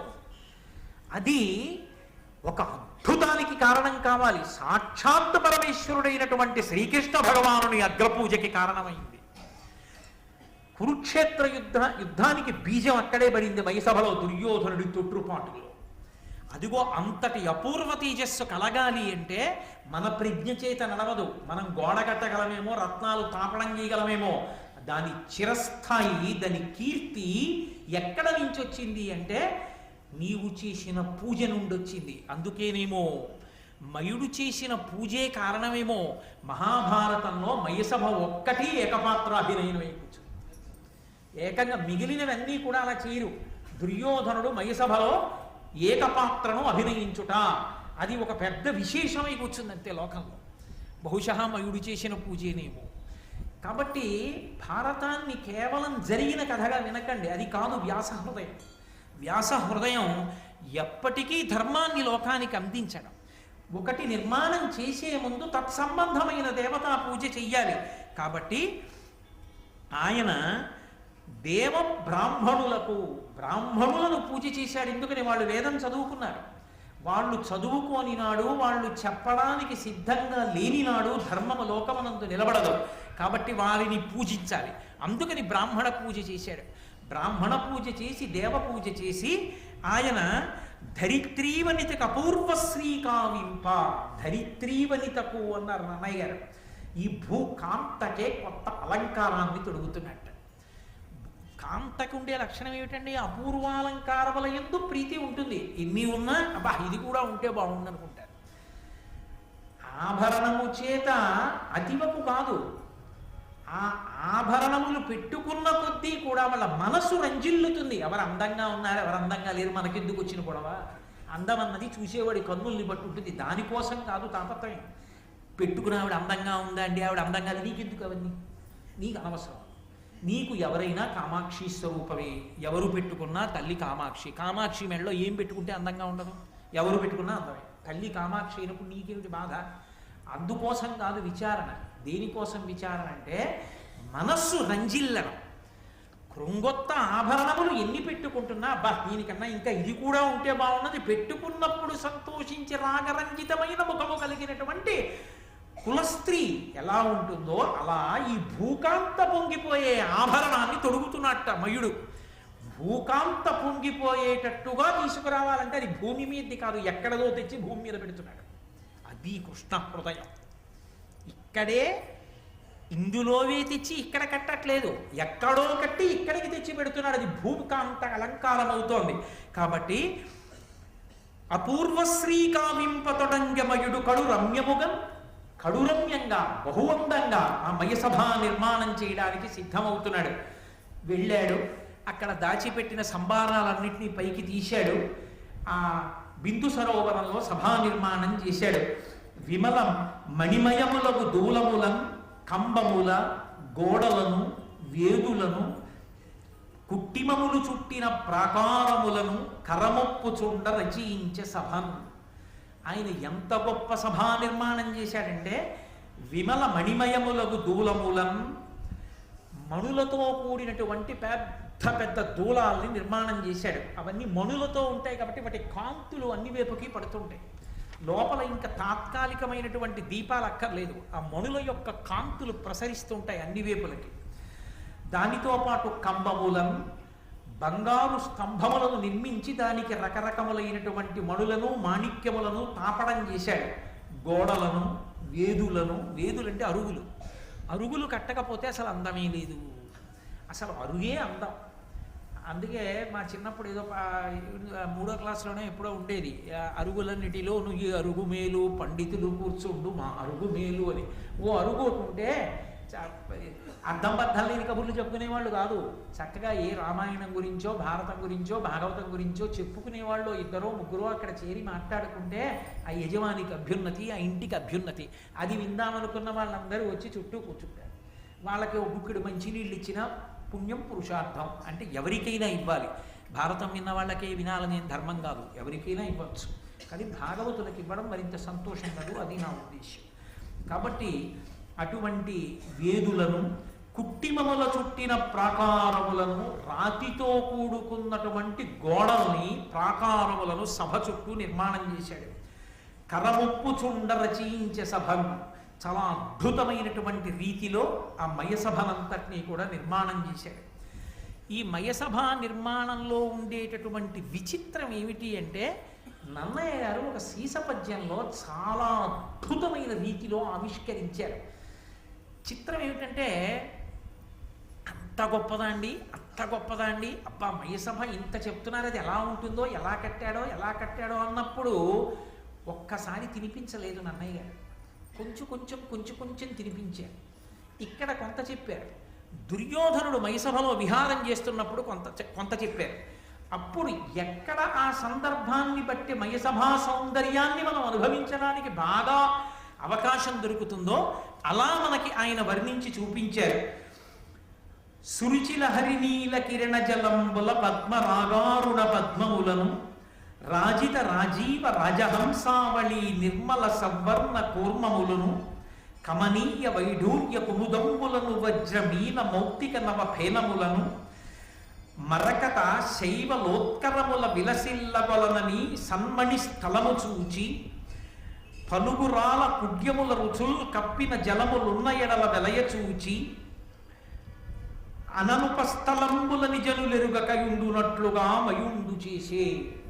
ఆయన సభా నిర్మాణం చేసినప్పుడు అందులో ఉన్నవి లేనట్లు, లేనివి ఉన్నట్టు కనపడేటట్టుగా నిర్మాణం చేశాడు. ఎలా నిర్మాణం చేశాడు అని అనుమానం వస్తుందేమోనని నన్నయ్య గారు చెప్తున్నారు. సురుచిర హరినీల కిరణ జలంబుల పద్మరాగారుణ పద్మములను, ఆయన ఇంద్రనీలమణుల్ని తీసుకొచ్చి ఒక సరోవర నిర్మాణం చేశాడు. అంటే ఆ ఇంద్రనీలమణుల్ని తాపడం చేశాడు గోడలోకి. ఆ ఇంద్రనీలమణులలోంచి కిరణములు బయటికి వస్తుంటాయి, కాంతులు వస్తుంటాయి. అందులోంచి వచ్చేటటువంటి కాంతుల వలన అవి ఎలా కనపడతాయంటే, ఏదో అక్కడ నీళ్లున్నట్లుగా కనపడుతుంది. ఆ ఇంద్రనీలమణుల యొక్క కిరణముల ప్రసారం అలా అన్ని వైపుల నుంచి వచ్చేటట్టుగా నిర్మాణం చేశాడు. తెనాలి దగ్గర ఒక శివాలయం ఉంది. ఆ శివాలయంలో ఒక విచిత్రమైనటువంటి లక్షణం. ఏమిటి ఆ లక్షణం అంటే, శివలింగం దగ్గర దీపం అక్కర్లేదు, చీకటిగా ఉంటుంది గర్భగృహం. కానీ మీరు నందీశ్వరుడు యొక్క శృంగముల మీద చెయ్యి పెట్టి ఇలా లోపలికి చూస్తే, నందీశ్వరుని యొక్క కన్నులలో పొదగబడినటువంటి మణుల యొక్క కాంతి శివలింగం మీద పడి, మీరు శృంగముల మధ్యలోంచి చూసినప్పుడు మాత్రం శివలింగం ప్రకాశవంతంగా భాసిస్తుంది. అలా నిర్మాణం చేశారు. తరువాతి కాలంలో ఆ నందీశ్వరుడి కన్నుల్లో ఉన్నటువంటి ఆ మడులు ఎత్తుకుపోయారు.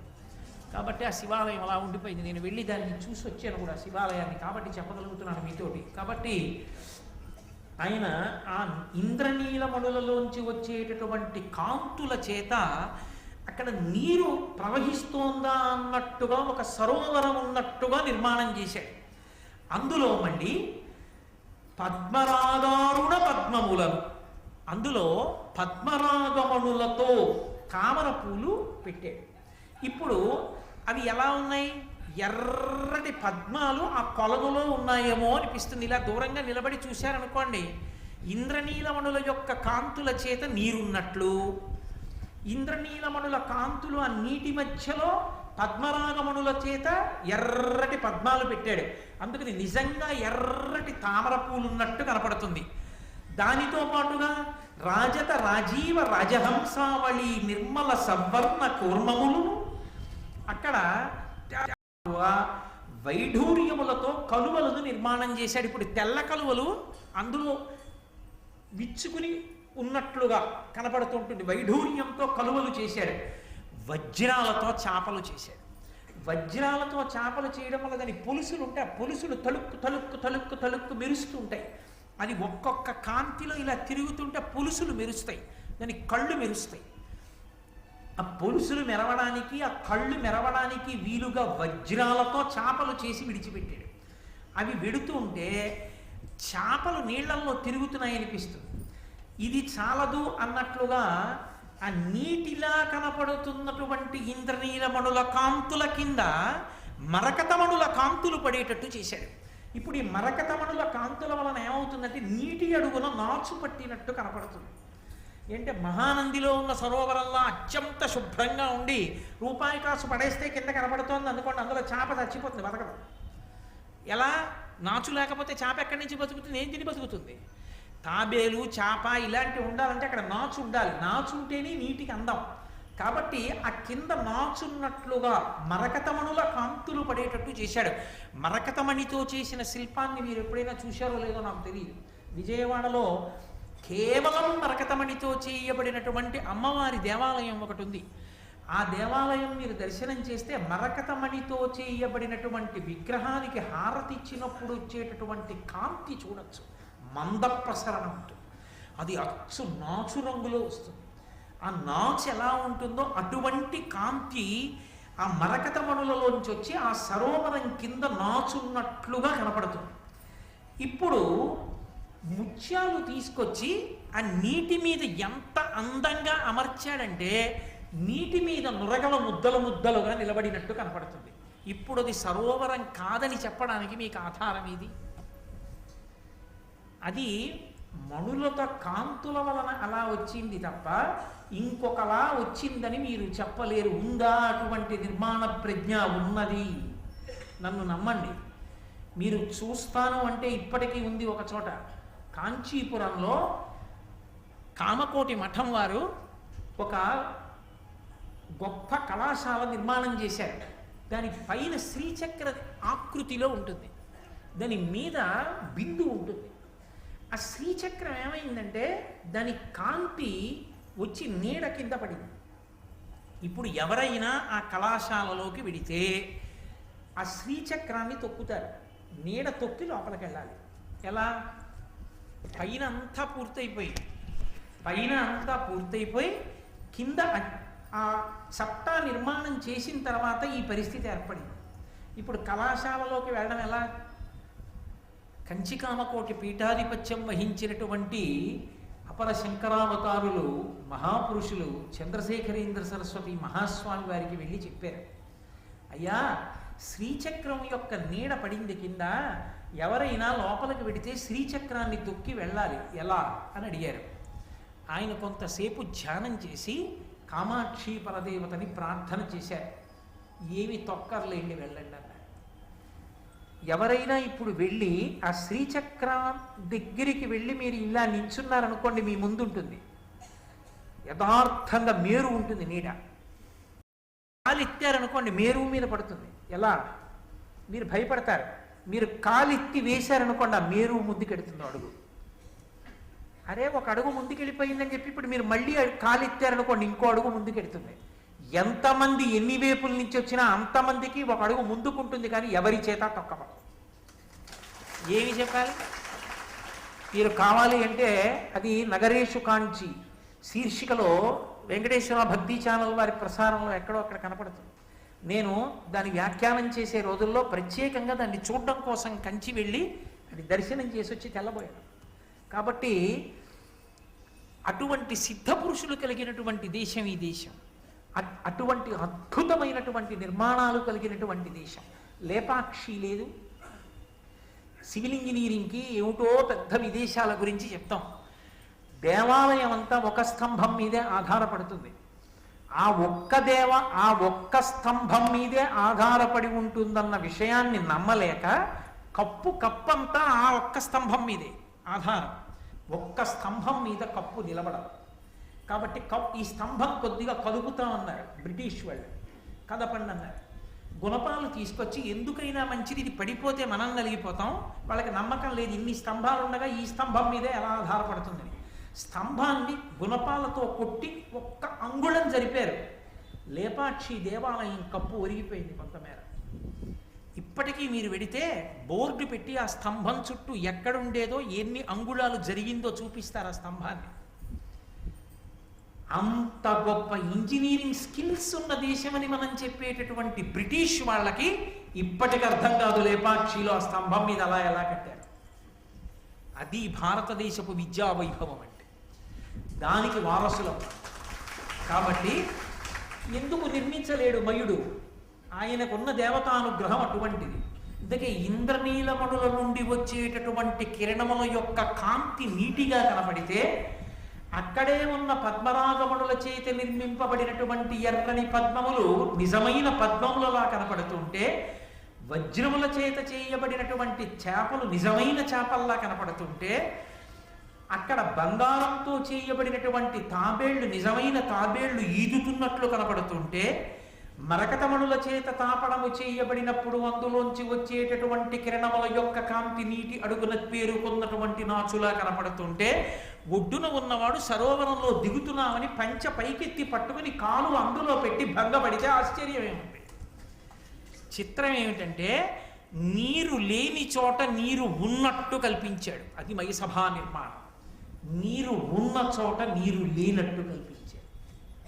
ఎలా అంటే గోడలలో స్ఫటిక మణులు పెట్టాడు. ఆ స్ఫటిక మణుల కాంతులు పడుతున్నాయి. స్ఫటికమణి కాంతి కనపడుతోంది గోడలోంచి. తెల్లటి కాంతి పడుతోంది కాబట్టి అక్కడ నీరు లేదనుకుంటారు. అనుకుని కాలు పెడితే అక్కడ జలాశయం ఉంటుంది. ఈ కాంతి కప్పేస్తుంది, కనపడదు. నీరు ఉన్న చోట నీరు తెలియదు, నీరు లేని చోట నీరున్నట్లు కనపడుతుంది. అది మయసభ అద్భుతం. బాహ్యం. ఆంతరం కురుక్షేత్ర సంగ్రామానికి బీజం. ధర్మం నిలబడడానికి కారణం. మయసభలోని 2 మడుగులలోంచి పుట్టింది. అది కృష్ణ పరమాత్మ సంకల్పం. అది ఆయన అనుగ్రహం.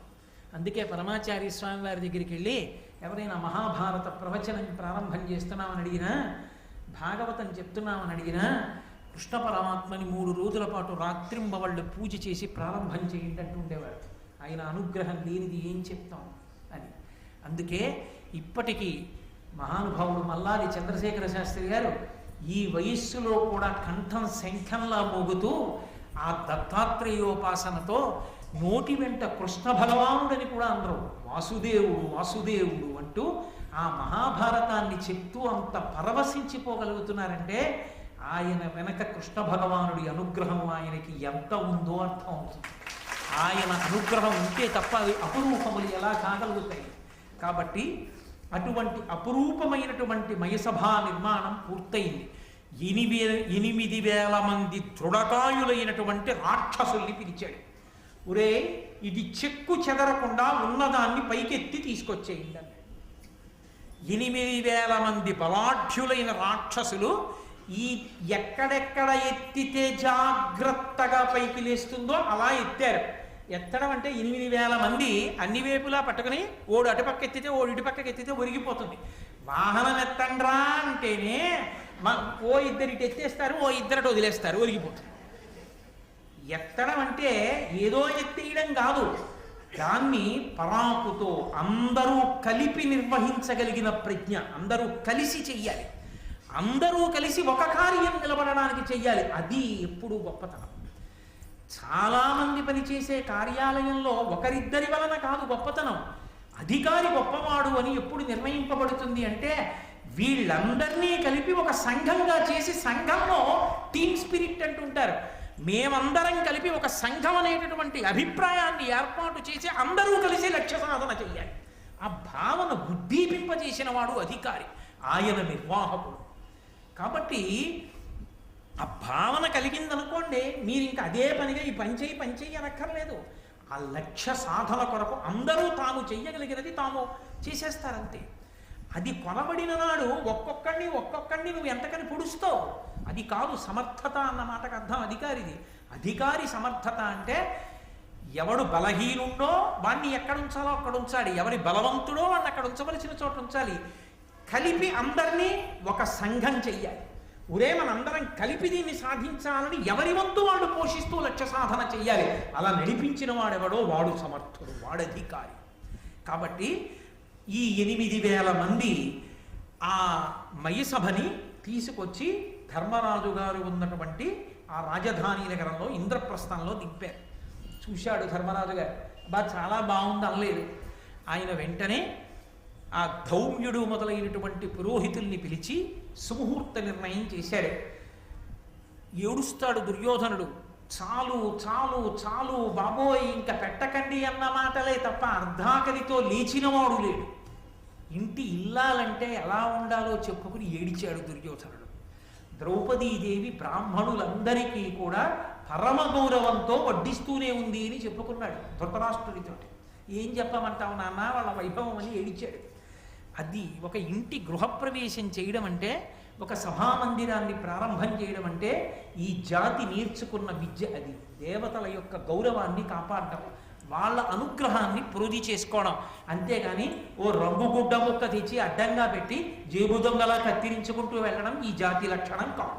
నేను మన్నింపబడను కాక. కాబట్టి వీరుడు ధర్మజుండు 10,000 విప్రుల గొప్ప పాయసాహారము భక్తి పెట్టి మరి అందరకు చెరువేయునేసి విస్తార యశుండు ధేనువుల ధర్మ విధిం మణిముద్రికాద్యలంకార దుకూల పుష్పఫల గంధయుతంబుగా నిచ్చిడిలతో. ఆయన సభామంటపంలోకి గృహప్రవేశం చేశాట. ఎలా గృహప్రవేశం చేశాడంటే 10,000 మంది బ్రాహ్మణుల్ని తీసుకొచ్చాట. ఎందుకు బ్రాహ్మణుడికి అంత గౌరవం అంటే, బ్రాహ్మణుడి ఊపిరంతా కూడా వేదం చదవడానికి వ్యయమైపోతుంది. బ్రాహ్మణుని యొక్క ఊపిరంతా శాస్త్రాధ్యయనమునందు వ్యయమైపోతుంది. బ్రాహ్మణుని ఊపిరంతా శాస్త్ర ప్రబోధంలో వ్యయమైపోతుంది. బ్రాహ్మణుడి ఆరోగ్యం అంతా శాస్త్ర ప్రబోధంలో కరిగిపోతుంది. శరీరం శిథిలమైపోతుంది. అదే బ్రాహ్మణ జన్మకు సార్థకత తప్ప శరీరాన్ని రక్షించుకునే ప్రయత్నం చేసుకోమని కాదు. అంటే నా ఉద్దేశ్యం ఆ గృహస్థాశ్రమంలో ఉండి కూడా నలిగిపోమ్మని నేను ప్రతిపాదన చేస్తున్నానని మీరు అనుకోకూడదు. కానీ శరీరాన్ని దాచుకుందామని బ్రాహ్మణుడు బ్రతకవద్దు అని శాస్త్రవాక్కు. 10 మందికి ధర్మాన్ని చెప్పడానికి తాను శాస్త్రం చదువుకోవాలి, 10 మందికి శాస్త్రాన్ని చెప్పుకోవాలి. చెప్పుకోవడంలో ఊపిరి వ్యయమైపోవాలి. ఆ వ్యయమైపోయి ఆయువు క్షీణించి వెళ్ళిపోయినా అతను సార్థక్యమును పొందినవాడే. అందుకే అటువంటి బ్రాహ్మణుల్ని 10,000 మందిని తీసుకొచ్చి పాయసం పెట్టాడు. ఈ మాట బాగా మీరు పట్టుకోవాలి. పాయసాన్న వండినప్పుడు పాలు కలుస్తాయి, ధర్మమునకు లోపం రాదు. పాలు కలిసిన పదార్థం, పాలతో ఉన్న పదార్థం తీసుకోవచ్చు. పాలు నెయ్యి వేసినటువంటి ఉడికించినటువంటి ఆ పాయసాన్నం పరమేశ్వరుడికి నివేదన చేసి బ్రాహ్మణులకు పెడితే 10,000 మంది తృప్తిగా పాయసాన్నాన్ని స్వీకరించారు.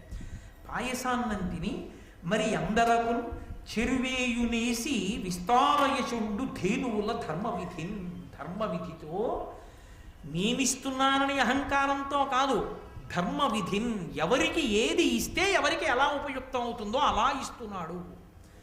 ఒక్కొక్క బ్రాహ్మణుడికి 1000 గోవులు ఇచ్చాడు. ఎందుకని? వాళ్ళు గోసేవ చెయ్యాలి, గోవుని పూజించాలి. ఆ ఆవు పాలతో అభిషేకం చెయ్యాలి, ఆ ఆవు నేతితో అభిషేకం చెయ్యాలి, ఆ ఆవు నేతిని తాను తిని స్వరాన్ని నిలబెట్టుకోవాలి. అందుకని ఒక్కొక్కరికి 1000 చప్పున గోవులనిచ్చాడు. ఇచ్చి మణిముద్రికాద్యలంకార దుకూల పుష్ప ఫల గంధయుతంబుగనిచ్చి నీలతో చక్కగా బ్రాహ్మణుల్ని కూర్చోపెట్టి వాళ్ళ మెడలో సువాసనాభరితములైనటువంటి తేజోవంతములైనటువంటి పుష్పహారములను వేసి వారికి ఫలములనిచ్చి వారికి తేలికైనటువంటి వస్త్రములను ఇచ్చాట. ఎందుకు తేలికైన వస్త్రం ఇవ్వడం అంటే, తేలికైన వస్త్రం ఇవ్వడం అంటే ఖరీదు తక్కువ వస్త్రం అని కాదు దాని ఉద్దేశ్యం. తేలికైన వస్త్రము అన్న మాటకు అర్థం ఏంటంటే సన్నని బట్ట అంటే బాగా నేయబడినటువంటి బట్ట. చక్కటి వస్త్రాల్ని తీసుకొచ్చి ఆ బ్రాహ్మణులకిచ్చి మణులతో కూడినటువంటి హారములను వాళ్ళకి అలంకారములుగా సమర్పించి వాళ్ళకి చందనాన్ని అలదాట్. మీరు ఎక్కడ చూడండి బ్రాహ్మణ పూజ యందు చందనాలంకారము ఎంత అవసరమో మనకి చెప్తారు. ఆఖరికి భాగవతంలో కుచేలోపాఖ్యానంలో కూడా సాక్షాత్తు కృష్ణ భగవానుడంతటి వాడు కుచేలుణ్ణి కూర్చోపెట్టి ఆ చందనాన్ని అలదాడు. బ్రాహ్మణ పూజ యందు చందనాలంకారం అనేటటువంటిది అంత ప్రధానమైనటువంటిది. చక్కగా ధర్మపత్ని పిల్లలు ఆ చందనం తీస్తే బ్రాహ్మణ పూజ యందు ఆ చందనాన్ని అలంకారం చెయ్యాలి. కాబట్టి దుకూల పుష్ప ఫల గంధయుతంబుగనిచ్చి లీలతో వీటన్నిటినీ బ్రాహ్మణులకిచ్చి ధౌమ్యుడు మొదలైనటువంటి బ్రాహ్మణులందరి చేత ఆశీస్సులు అందుకుని ఎక్కడా ఏ దుశ్శకునములు కూడా గోచరించకుండా మిన్నుముట్టినటువంటి మంగళవాయిద్యముల నడుమ ధర్మరాజు గారు తన యొక్క సోదరులతో కలిసి సభామంటపంలోకి గృహప్రవేశం చేశాడు. ఎంతో సంతోషంగా సభామంటప ప్రవేశం జరిగింది. ఈలోగా అకస్మాత్తుగా నారద మహర్షి వచ్చారు. ఎప్పుడైనా ఎక్కడైనా దేవకార్యం జరగాలి అంటే మహానుభావుడైనటువంటి నారదుడు రావాలి. నారద మహర్షి వచ్చినటువంటి ఘట్టాన్ని విన్నా, నారద మహర్షి యొక్క దర్శనం విన్నా, నారద మహర్షి యొక్క వైభవం విన్నా వెంటనే పరమేశ్వరుడు ప్రీతి చెందుతాడు. నేను ఉత్తినే అంటున్నానని మీరు అనుకోకండి. ఎందుచేత అంటే మనకి ఒక అక్కర్లేనటువంటి ఆలోచన ఒకటి ఉంటుంది, ఆయన కలహభోజనుడు అని. కాదు, కలహము అతిశయిల్ని తీరుతుంది ఎక్కడ? ధర్మాధర్మముల మధ్య జరుగుతుంది. ధర్మాధర్మముల మధ్య పరిపక్వమైన స్థితి వచ్చింది. ఇప్పుడు కలహం పుడితే అధర్మం నశించిపోతుంది అన్నప్పుడు నారదుడు వస్తూ ఉంటాడు. ఎప్పుడెప్పుడు ఇక ధర్మం పూర్తిగా సత్తాని పొందిందో, అధర్మాన్ని తొక్కగలదో, అప్పుడు నిప్పురవ్వ పైకి లేచేటట్టుగా చేసేవాడు నారద మహర్షి. అంటే ఆయన ధర్మ ప్రతిష్టాపన కొరకు కలహాన్ని అతిశయిల్ల చేస్తాడు తప్ప అదే పనిగా దెబ్బలాటలు పెట్టడం ఆయన కర్మ. అంతటి మహానుభావుడికి దేవర్షి అటువంటి నారదుడు నీరజమిత్రుడేల ధరణీగతుడయ్యడు నొక్కొయంచు విస్మేర మనస్కులై జనులు మెచ్చి నిజజ్జుతి చుచుచుండగా నారదుడెగుదించ గగనంబున నుండి సురేంద్ర మందిర స్ఫార విలాసహాసయగు పార్థు గృహంబునకున్ ప్రియంబునన్.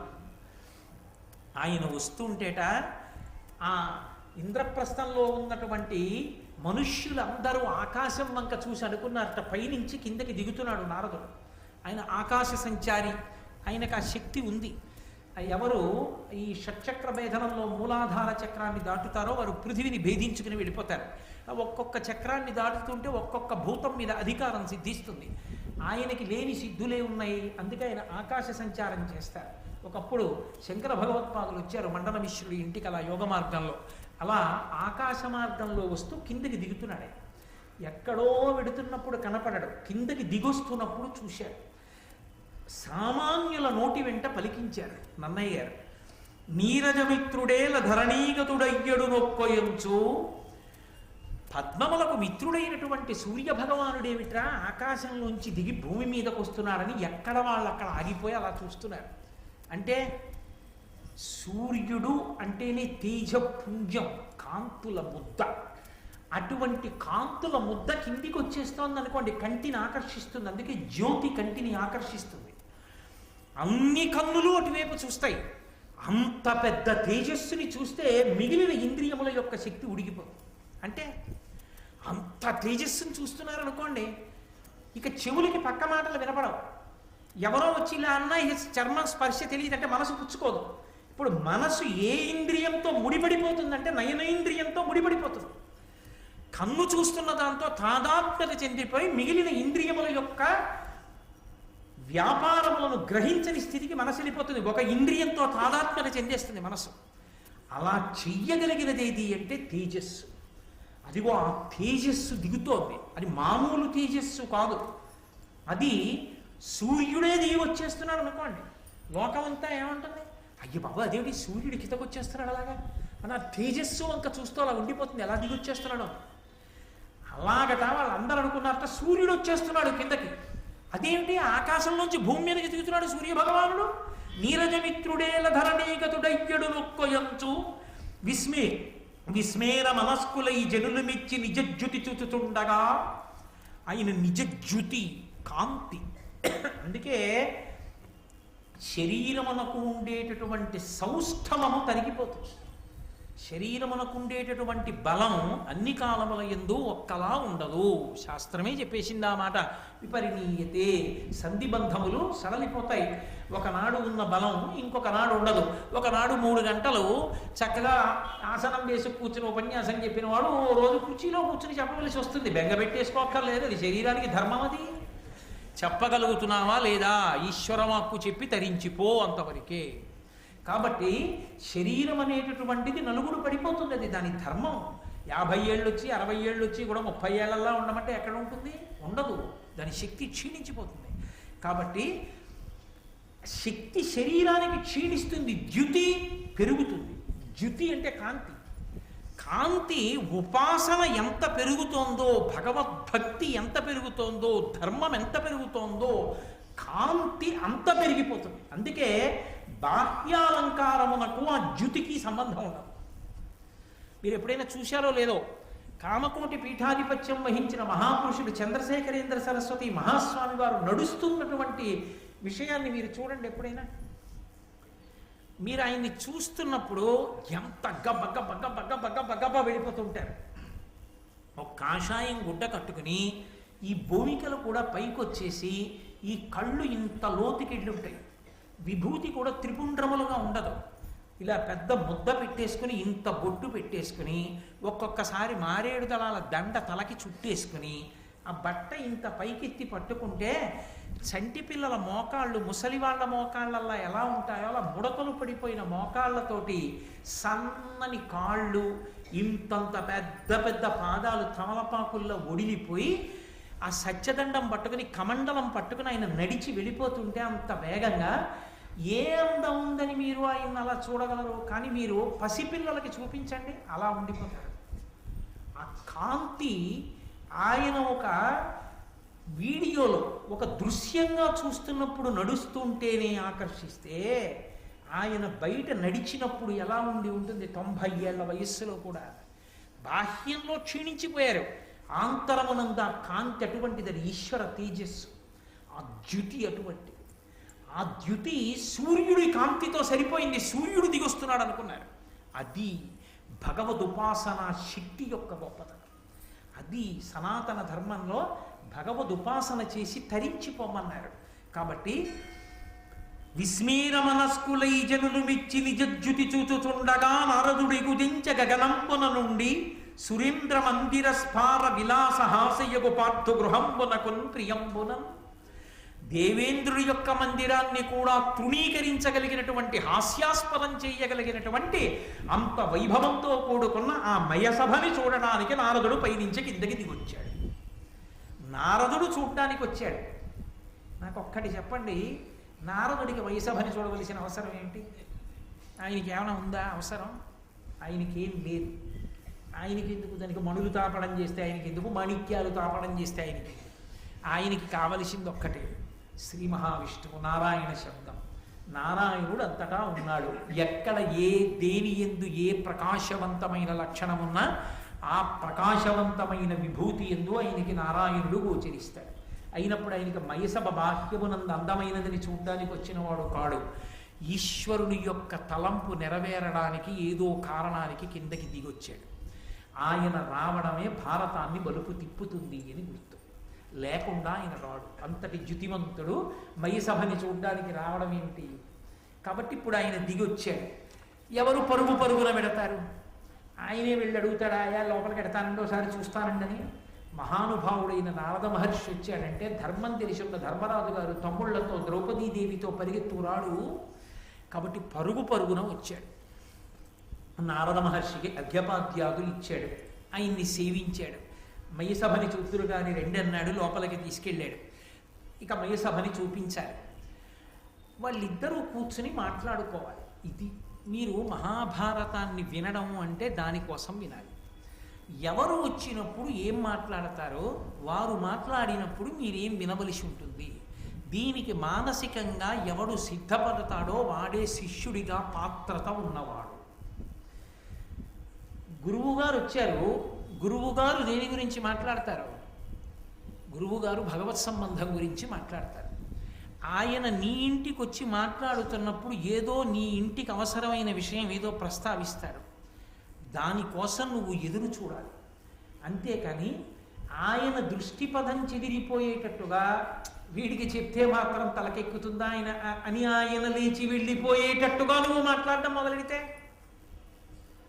నీకు ఏది అవసరమో, నీ కీర్తికి ఏది కారణమో, నువ్వు ఎలా ఉండాలో, ఎప్పుడు ఏది తెలియాలో అది ఉదాహరుడు నీకు చెప్పేవాడు గురువు. నారదుడు వచ్చి ధర్మరాజు గారి దగ్గర కూర్చున్నాడు. ధర్మరాజు గారు కూర్చున్నారు. ఒక్క మాట ధర్మరాజు గారు మాట్లాడలేదు. అయ్యా కులాసాగా ఉన్నారా? ఈ మధ్యనే మయసభ కట్టామండి అంటే మేమేం అడగలేదండి. మయుడు వచ్చి అడిగాడండి, మయుడిని మా తమ్ముడు రక్షించాడులేండి. ఈ కథ అంతా ధర్మరాజు గారు ఏమీ చెప్పలేదు. ఎందుకు చెప్పలేదు? అది ఆయనకు అనవసరం. ఒకటి, ఆయన ఇవన్నీ చెప్పినా దానికి ఏం పెద్ద ఇష్టపడడు.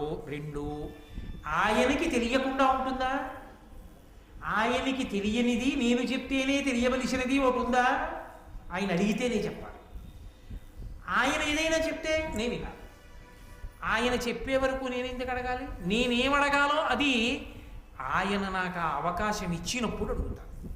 ఆయన నువ్వు మాట్లాడచ్చు అన్నట్లు అవుతాడు, అప్పుడు మాట్లాడతాను తప్ప ఇప్పుడు నేను మాట్లాడకూడదు. అది శిష్యధర్మం. అది నేర్చుకోవాలి ధర్మరాజు గారి దగ్గర. అది ఆయన గౌరవం అంటే, అది మర్యాద అంటే. నారదుడు వచ్చి కూర్చుంటే ధర్మరాజు గారు కూర్చుంటారు. ఇప్పుడు నారదుడు మాట్లాడాలి. నారద మహర్షి మాట్లాడితే ఏం మాట్లాడతారు?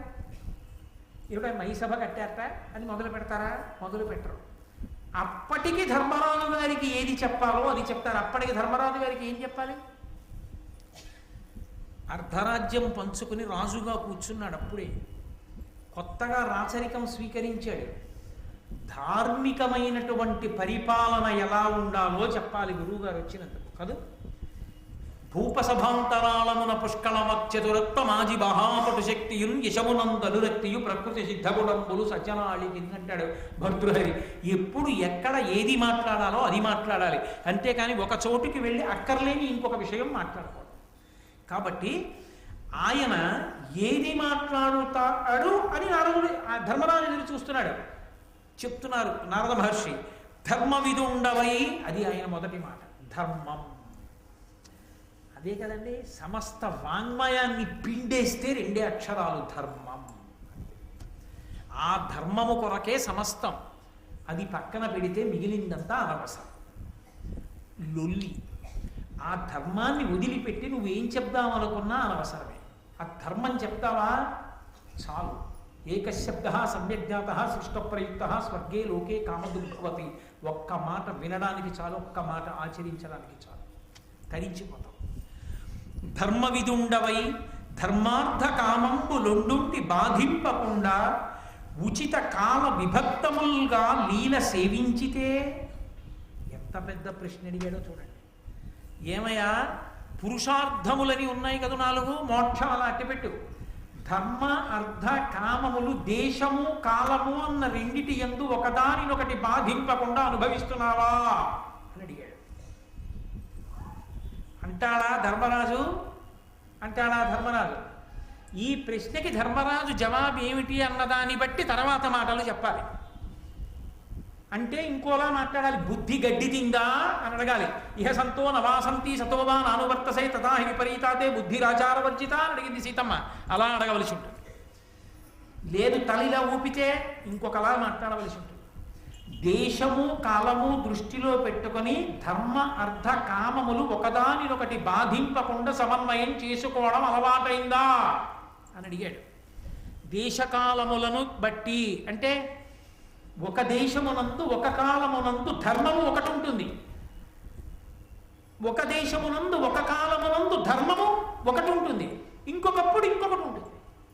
నేను మీకు ఒక ఉదాహరణ చెప్పాలంటే బ్రహ్మముహూర్తం అయిందనుకోండి, తెల్లవారుసనం అయింది. ఆ దేశమునందు ఎక్కడైనా సరే, నువ్వు ఎక్కడ ఉన్నా సరే, ఆ కాలమునందు ధర్మం ఒక్కటే, ఈశ్వరారాధనమే. భగవంతుణ్ణి ఆరాధించాలి బ్రహ్మముహూర్తంలో. మధ్యాహ్నం అయింది, అర్థమును సంపాదించాలి, డబ్బు సంపాదించాలి.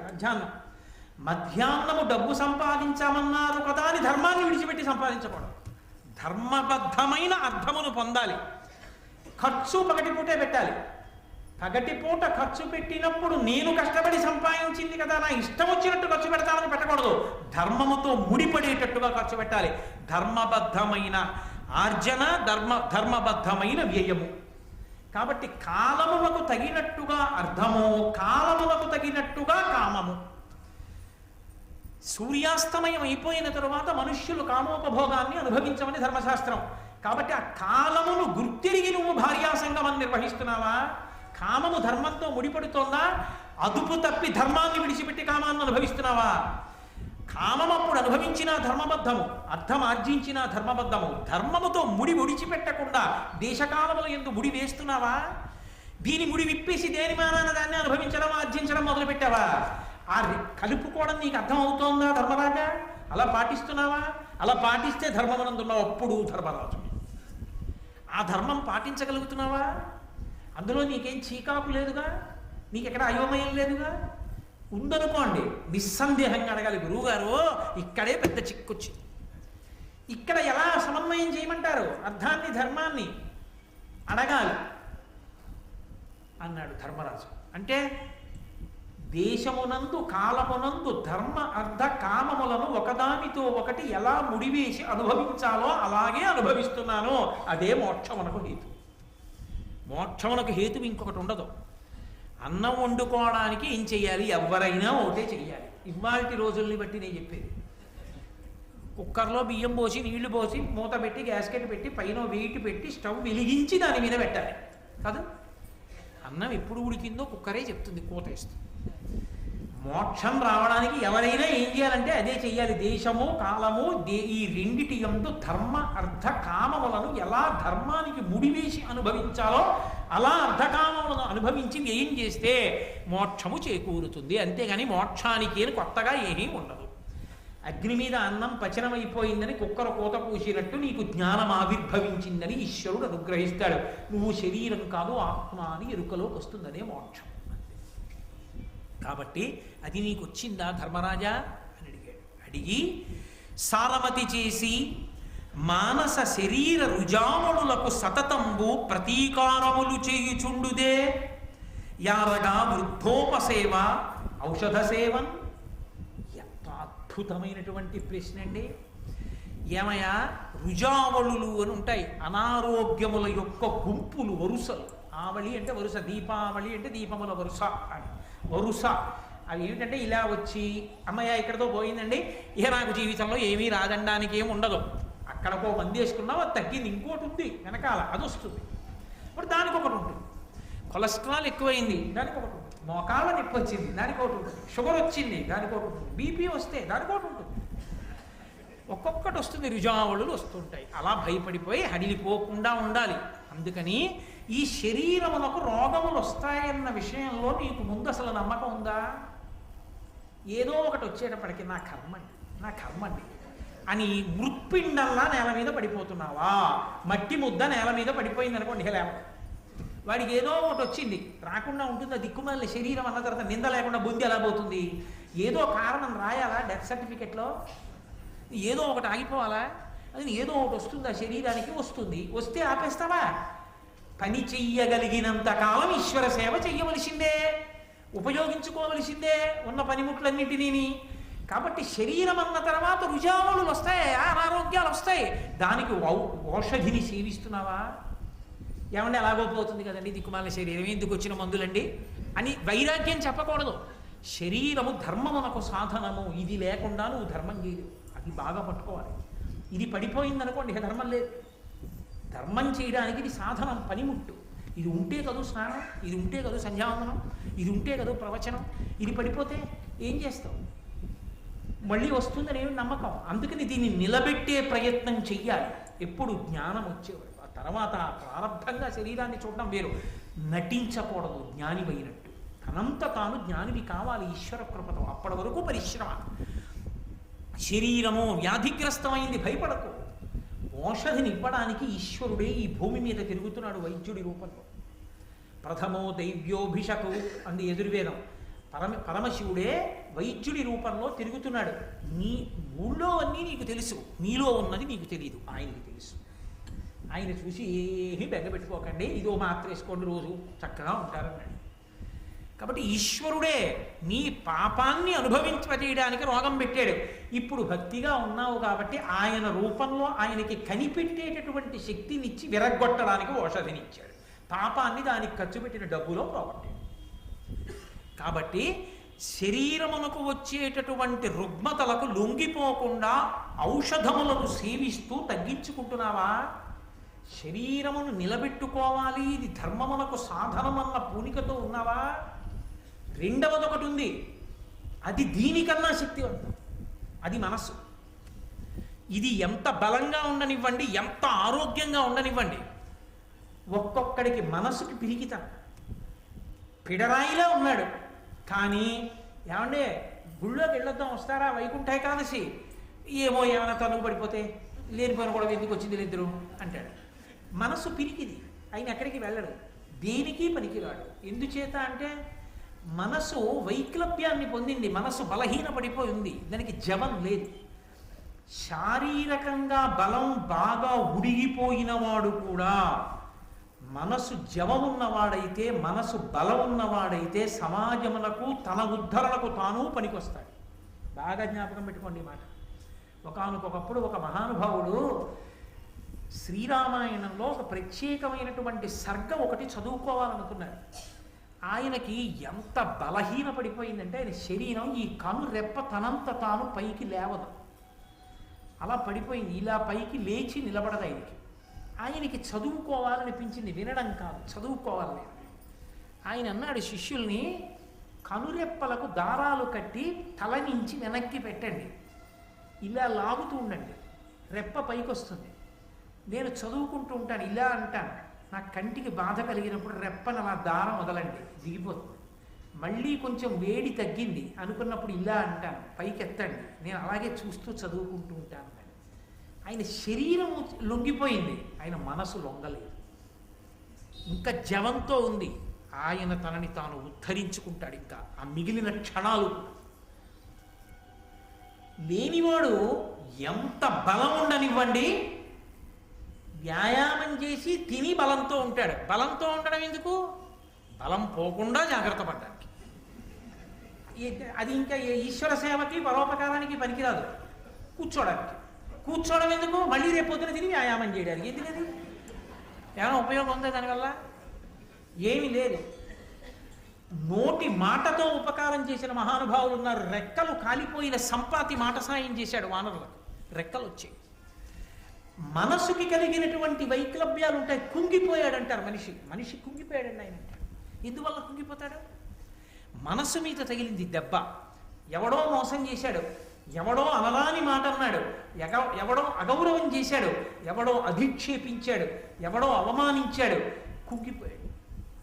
చాలా బాధపడిపోతున్నాడు. వెళ్ళి మాట్లాడాడు. ఏమిటోయ్, నీకొక్కడికే అవమానం జరిగినట్టు బెంగ పెట్టుకుంటావు ఏమిటోయ్? లోకంలో అవమానమును పొందని వాడెవరైనా ఉన్నాడా? నువ్వంటే ఓర్వలేని వాడెవడో నీ మీద ఒక మాట అన్నాడు అనుకో, దానికంత కుంగిపోవడం ఎందుకు? నీ కర్తవ్యత నిష్టతో నువ్వు వెళ్ళిపో. నేను చేద్దామనుకున్నది త్రికరణ శుద్ధిగా చేస్తున్నానా లేదా? మానవమానములతో నీకేం సంబంధం? ఈశ్వరుడు అనుగ్రహించాడా లేదా? మీ గురువు గారు ఒప్పుకున్నారా లేదా? మీ గురువు గారి ఆశీర్వచనం నీకుంది. నాయనా నీ పథంలో నువ్వు నడు అన్నాడు మీ గురువు గారు. ఎందుకు నీకు ఇంకా భయం? ఏటయా అక్కర్లేని వాటికి అన్నిటికీ ఇలా నువ్వు అందరి మాటలు లెక్క పెట్టుకుంటూ పోతే అందరి మాటలకి ఎన్నిసార్లు చదివిన పడిపోతావు, ఎందుకు పనికి వస్తావు ఇంకా నువ్వు లే అన్నాడు. అంతే ఉద్యుక్తుడయ్యాడు. ప్రయత్నపూర్వకంగా వృద్ధుల దగ్గరికి వెళ్ళి కూర్చోవాలి. వృద్ధులంటే ఎవరు? నేను అవమానించి మాట్లాడుతున్నానని మీరు అనుకోకూడదు. కేవలము వయసుడిగిపోయిన వారని కాదు, తమ అనుభవంతో తాము కూడా ఎన్ని కష్టాలు పడి ఉంచుకున్నామో చెప్పగలిగినటువంటి వారు. ఒరే ఎవడి జీవితం మాత్రం పూలపాంపురా, ఎన్ని కష్టాలు పడ్డానో తెలుసా అని చెప్పగలగాలి. భీష్ముడి దగ్గరికి వెళ్ళి చెప్పారు, ఒక్క రాత్రి ఉపపాండవులందరూ చచ్చిపోయారన్నాడు. ఆయన ఒక్కొక్కటి చెప్పుకొచ్చాడు. రాజట ధర్మజుండు, సురరాజసుతుండట ధర్మి, శాస్త్రమోత్తేజకమైన గాంధీవము విల్లుయట, సర్వభద్ర సంయోజకుడు కృష్ణుడు సారథియట, ఉగ్రగదాధరుండు భీముడై యాజికి తోడువచ్చునట, ఆపద కల్గుటకి విచిత్రమో. ఎంత విచిత్రం చూసారా ఈశ్వరుడు యొక్క గొప్పతనం అంటే. ఇప్పుడు రాజు ధర్మరాజే, కౌరవులందరూ చచ్చిపోయారు. గాంధీవం పట్టుకున్న అర్జునుడు ఆయనకి తమ్ముడు, బ్రహ్మాండమైన గద పట్టుకు తిప్పుతూ ఉండేవాడు భీముడు ఆయనకి తమ్ముడు, సాక్షాత్తు కృష్ణ పరమాత్మ ఆయనకి చెలికాడు. 5 పాండవుల కొడుకులు ఒక్క రాత్రి చచ్చిపోయారు. ఆపద అన్న మాటకు అర్థం ఇదే. ఈశ్వరుడు ఇలా జరగాలనుకుంటే నీకెన్నున్నా ఆగదురా, ఆపద కల్గుటకి విచిత్రమో అన్నాడు. మంచి మాట చెప్పగలిగినటువంటి పెద్దల దగ్గర ప్రయత్నపూర్వకంగా కూర్చోవడం అలవాటైతే నీకు మొట్టమొదటే వ్యాధి నిరోధక టీకా వేయించుకున్న వాడితో సమానం. ఎందుకని? పోలియో వచ్చాక పోలియోకి వైద్యం చేయించుకుంటే ఓ కాలు చచ్చుబడిపోతుంది. పోలియో రాకముందు పోలియో క్రిమిని శరీరంలోకి ఎక్కిస్తారు. పోలియో వ్యాధిని ఇవ్వగలిగిన క్రిమిని ఎక్కిస్తారు శరీరంలోకి. కాదు డాక్టర్ గారు? ఎందుకు ఎక్కిస్తారు అంటే రక్త కణాలకి అలవాటు అవ్వాలి. పోలియో క్రిములు లోపలికి వస్తే యుద్ధం ఎలా చెయ్యాలో. అవి యుద్ధం వాటికి తెలియదుగా. మొదట కొద్ది శత్రువు వచ్చాడు, ఇవన్నీ కలిపి పోరాటం చేశాయి. ఈ పోరాటంలో జ్వరం వస్తుంది, పిల్లాడికి జ్వరం వస్తుంది. మరి పిల్లాడికి జ్వరం వస్తుందని పోలియో చుక్క వేయించకపోతే రేపు పొద్దున కాళ్ళు చచ్చిపడిపోతాయి, వాడు డేకుతాడు. ఇప్పుడు జ్వరం వచ్చింది, కానీ వాడికి పోలియో క్రిములను ఎదుర్కోవడం వచ్చేసింది కాబట్టి రేపు ఎప్పుడైనా వాడిలోకి పోలియో వ్యాధిని కల్పించగలిగినటువంటి సూక్ష్మాంగ జీవులు వెళ్ళిపోయినా వాడికి ఇక పోలియో రాదు. పోలియో వస్తుందేమోనని టీకా వేయించుకున్నట్టు ప్రయత్నపూర్వకంగా పెద్దల దగ్గరికి వెళ్ళి కూర్చుని వాళ్ళ మాటలు వినడం నేర్చుకుంటే జీవితం అంటే ఎలా ఉంటుందో, ఉత్థాన పతనములు ఎలా ఉంటాయో, ఎలా నిగ్గుకు రావాలో, ధర్మాన్ని ఎలా పట్టుకోవాలో, భగవంతుని యందు భక్తి ఎందుకు చెడకూడదో, మనుష్య జీవితం అంటే ఎలా ఉంటుందో ఆ మాటలు మనసులో బాగా నిలబడితే ప్రతిదానికి తత్తరపడిపోయి అటు ఇటు అయిపోయి కదిలిపోయి అశాంతికి గురైపోయి 10 మందిని అశాంతి పెట్టాడు. తాను స్థిరంగా నిలబడి శాంతిగా ఉంటాడు, 10 మందిని శాంతి యందు నిలబెడతాడు. ఇంకంతకన్నా ఏం కావాలో ఈ ధర్మరాజా? అందుకని ఈ రెండిటికి వైద్యం ఎప్పుడూ చేయించుకుంటున్నావా? శరీరానికి వైద్యం ఔషధంతో చేయించుకుంటున్నావా? మనసుకి కలిగేటటువంటి రుగ్మతను పోగొట్టుకోవడానికి ప్రయత్నపూర్వకంగా పెద్దలను ఆశ్రయించి కూర్చుని వింటున్నావా? నారదుడు చెప్తుంటే వినడంలోనే అర్థం పట్ల ధర్మరాజుకి అలవాటు ఉందని. కాబట్టి ఏమీ పని లేక రిటైర్మెంట్ అంతా అయిపోయిన తర్వాత బాగా సీనియర్ సిటిజన్లకి 1% ఇంట్రెస్ట్ ఎక్కడ ఎక్కువ ఇస్తారో అందులో డిపాజిట్లన్నీ వేసేసిన తర్వాత ప్రవచనం విని ఏం ఆచరిస్తావు? అప్పుడు కాదు ప్రవచనం. నువ్వు కార్యరంగంలో ఉండగా వైక్లభ్యాలకి గురైపోకుండా ఉద్ధానపతనముల యందు ఉంచుకుని నిలబడి కర్తవ్యతానిష్టతో నిలబడడానికి కావలసినటువంటి అధ్యవసాయముతో కూడిన బుద్ధిని ప్రకాశింపచేసుకోవడానికి పెద్దలను ఆశ్రయించి మంచి మాటలు వినాలి. లేనినాడు ఎక్కడి నుంచి వస్తుంది ఆ బుద్ధి రమ్మంటే? కాబట్టి అలా వింటున్నావా ధర్మరాజా అని నువ్వు నీ దగ్గర ఉంచుకునేటటువంటి ఉద్యోగుల విషయంలో గుణము సమర్థత ప్రధానంగా ఉత్తమమైనటువంటి వారిని, మధ్యములైన వారిని, అధములైన వారిని నిర్ణయం చేసుకుంటున్నావా? గుణము సమర్థత ప్రధానమై ఉండాలి. ఎవడు అత్యంత గుణవంతుడో, ఎవడు అత్యంత సమర్థుడో వాడిని ఉత్తమమైన పదవిలో పెట్టాలి. ఎవడు అంత సమర్థత లేనివాడో వాడు మధ్యమమైనటువంటి పదవిలో ఉండాలి, ఎవడు అంత సమర్థత లేనివాడో వాడు అసమర్థమైనటువంటి పదవిలో ఉండాలి. పైవాడు లాగితే వీడు వెళ్ళగలిగితే చాలు, పరిగెత్తితే చాలు, ఇంజన్ పరిగెడితే పరిగెత్తడం భోగికి వస్తే చాలు, ప్రతి భోగి ఇంజన్ అక్కర్లేదు. కాబట్టి ఒక్క ఉత్తముడు ఇంజన్ ఒక్కటి ఉంటే చాలు, రైలు అంతా తిరుపతి వెళ్ళిపో. అన్నీ భోగిలే అయితేనే ప్రమాదం, కాకినాడలోనే ఉంటుంది కదా. కాబట్టి ఎక్కడ ఏది ఉంచాలో ముందు నీకు తెలిసేలా ఉంచుతున్నావా? వాళ్ళని అలా ఉంచి వాళ్ళని ఆయా పదవులలో ఉంచి పరిపాలన చేస్తున్నావా? అది నీకు వచ్చిందా? అసలు ముందు నీకు ఈ లక్షణం వచ్చిందా ధర్మరాజా? రాజ్య పరిపాలన అలా చేస్తున్నావా అని తమ తమ కనియడు తరిజీతము గానక నవయు భటుల దౌర్గత్య విషాదము లేలిన వానికి అవశ్యము ఎగ్గునరించు అతడు శక్రుండైనను. ఏమయ్యా, నీ దగ్గర ఉద్యోగంలో చేరినవాడు అవసరమైతే యుద్ధంలో తన ప్రాణాలని వదిలేస్తాడు ప్రభువు కోసం. సైనికులు ఉంటారు, ప్రభుత్వం పక్షాన దేశం పక్షాన యుద్ధం చేసి ప్రాణాలు విడిచిపెట్టేస్తారు. ఇక్కడే ఈ పోలీస్ క్వార్టర్స్లోనే ఉన్నటువంటి ఎంతో మంది రక్షక భటులు తమ శరీరాలను విడిచిపెట్టేసిన వాళ్ళు ఉన్నారు సమాజ రక్షణ కోసం. అలా విడిచిపెట్టేసినప్పుడు వాడు చనిపోయాడని ఉదాసీనుడవై ఊరుకుంటున్నావా? నిన్ను నమ్ముకుని నువ్వు మార్చ్ అంటే పరిగెత్తుకెళ్ళి తుపాకీ గుండ్లకు పడిపోయిన వాడి భార్యాబిడ్డల్ని చూడడం నా కర్తవ్యమని వాళ్ళ భార్యాబిడ్డలు ఏడవకుండా వాళ్ళకి కావలసిన సంబారాల్ని జీతాల్ని అందిస్తున్నావా? వాడు అంత కష్టపడి ఉద్యోగం చేస్తే అన్నం తినడానికి లేకుండా వాడికి వేల పట్టున జీతం ఇవ్వకుండా ఏడిపిస్తున్నావా? అలా చెయ్యకు సుమా, చాలా తప్పు.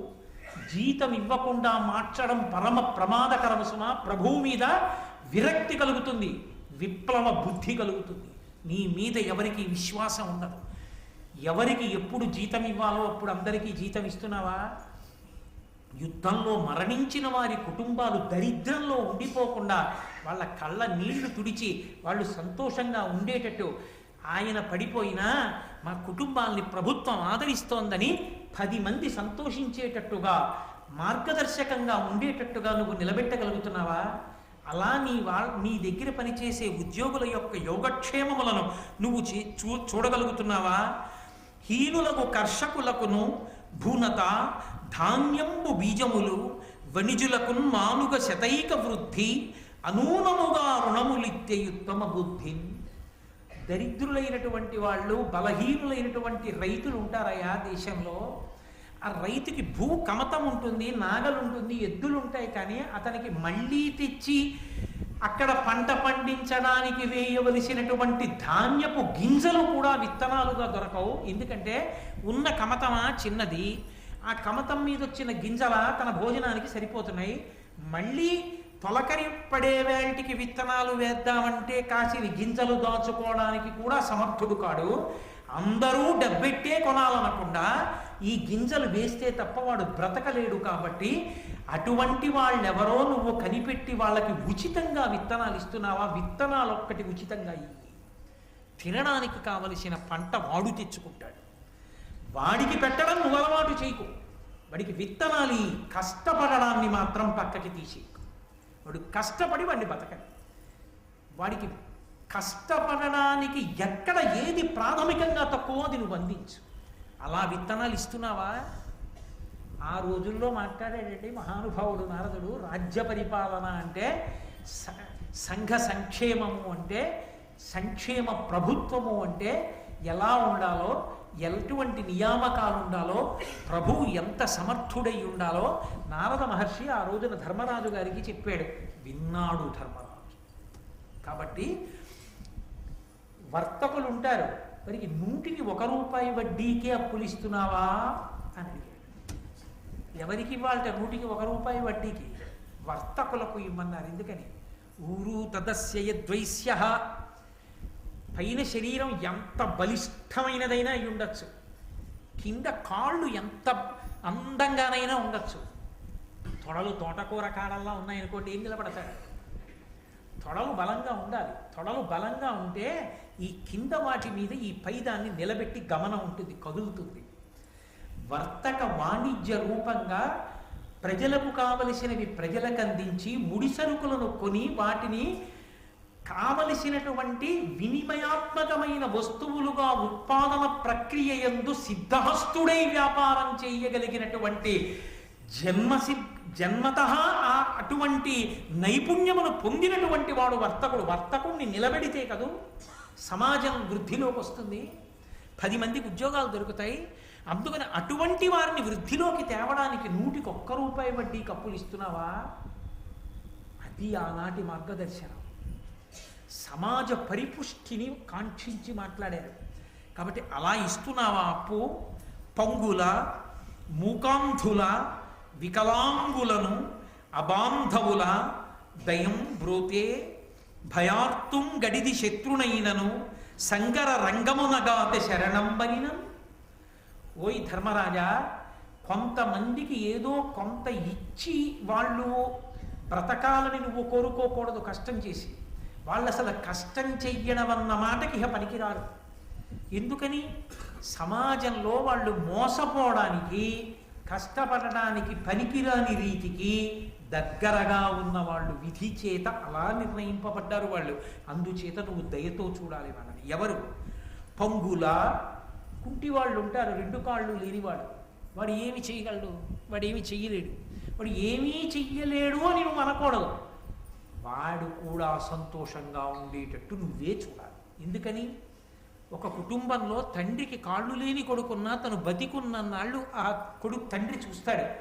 కానీ ఆ తండ్రికి బెంగ మిగిలిపోకూడదు. నా తర్వాత వీడి బతుకేమిటి, వీడు నాకన్నా ముందే వెళ్ళిపోతే బాగుండని ఏడవకూడదు తండ్రి.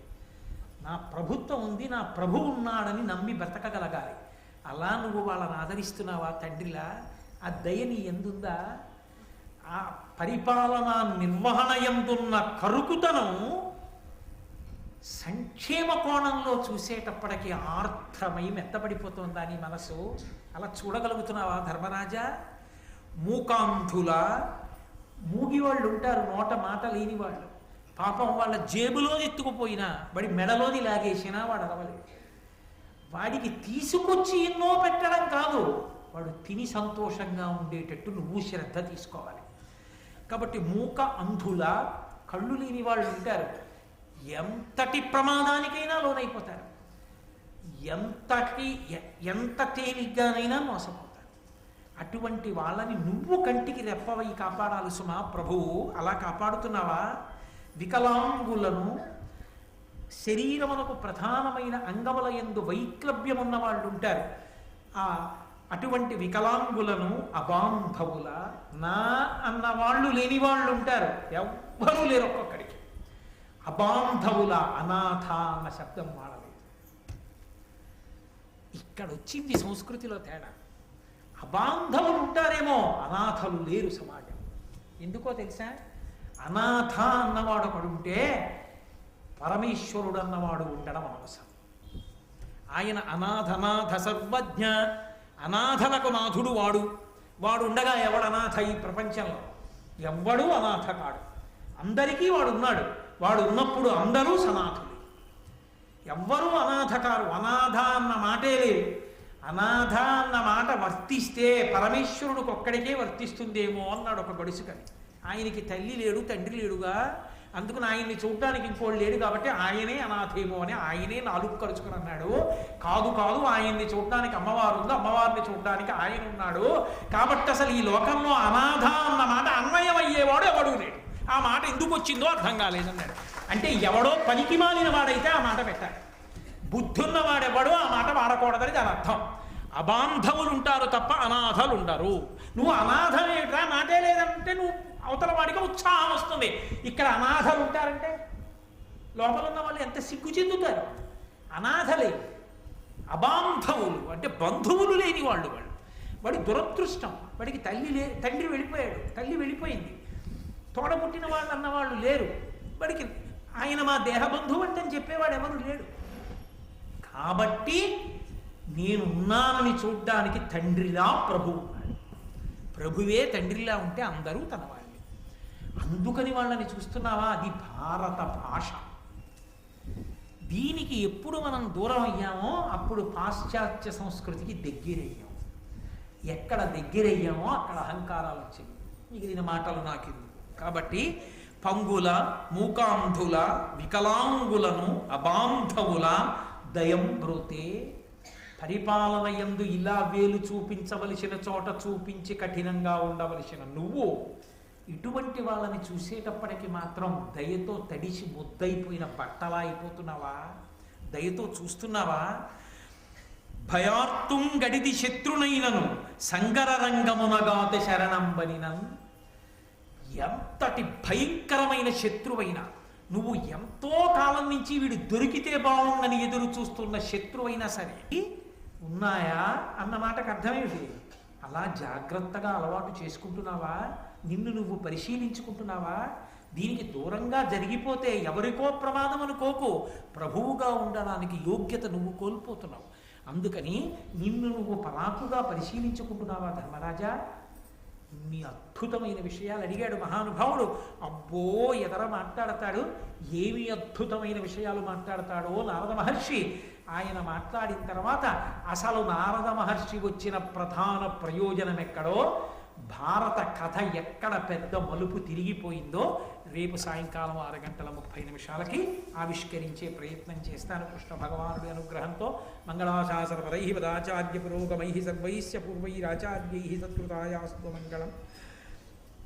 మంగళం కోసలేంద్రాయ మహనీయ గుణాత్మనే చక్రవర్తి తనూజాయ సర్వభౌమాయ మంగళం. ఉమాకాంతాయ కాంతాయ కామితార్థప్రదాయినే శ్రీగిరీశాయ దేవాయ మలినాథాయ మంగళం. కరచరణకృతం వా కర్మవాక్కాయజం వా శ్రవణనైనజం వా మానసం వా పరాధం విహితం వా సర్వమేత్తక్షమస్వా శివ శివ కరుణాబ్ధే శ్రీ మహాదేవ శంభో. సర్వం శ్రీ ఉమామహేశ్వర పరబ్రహ్మార్పణమస్తు. స్వస్తి.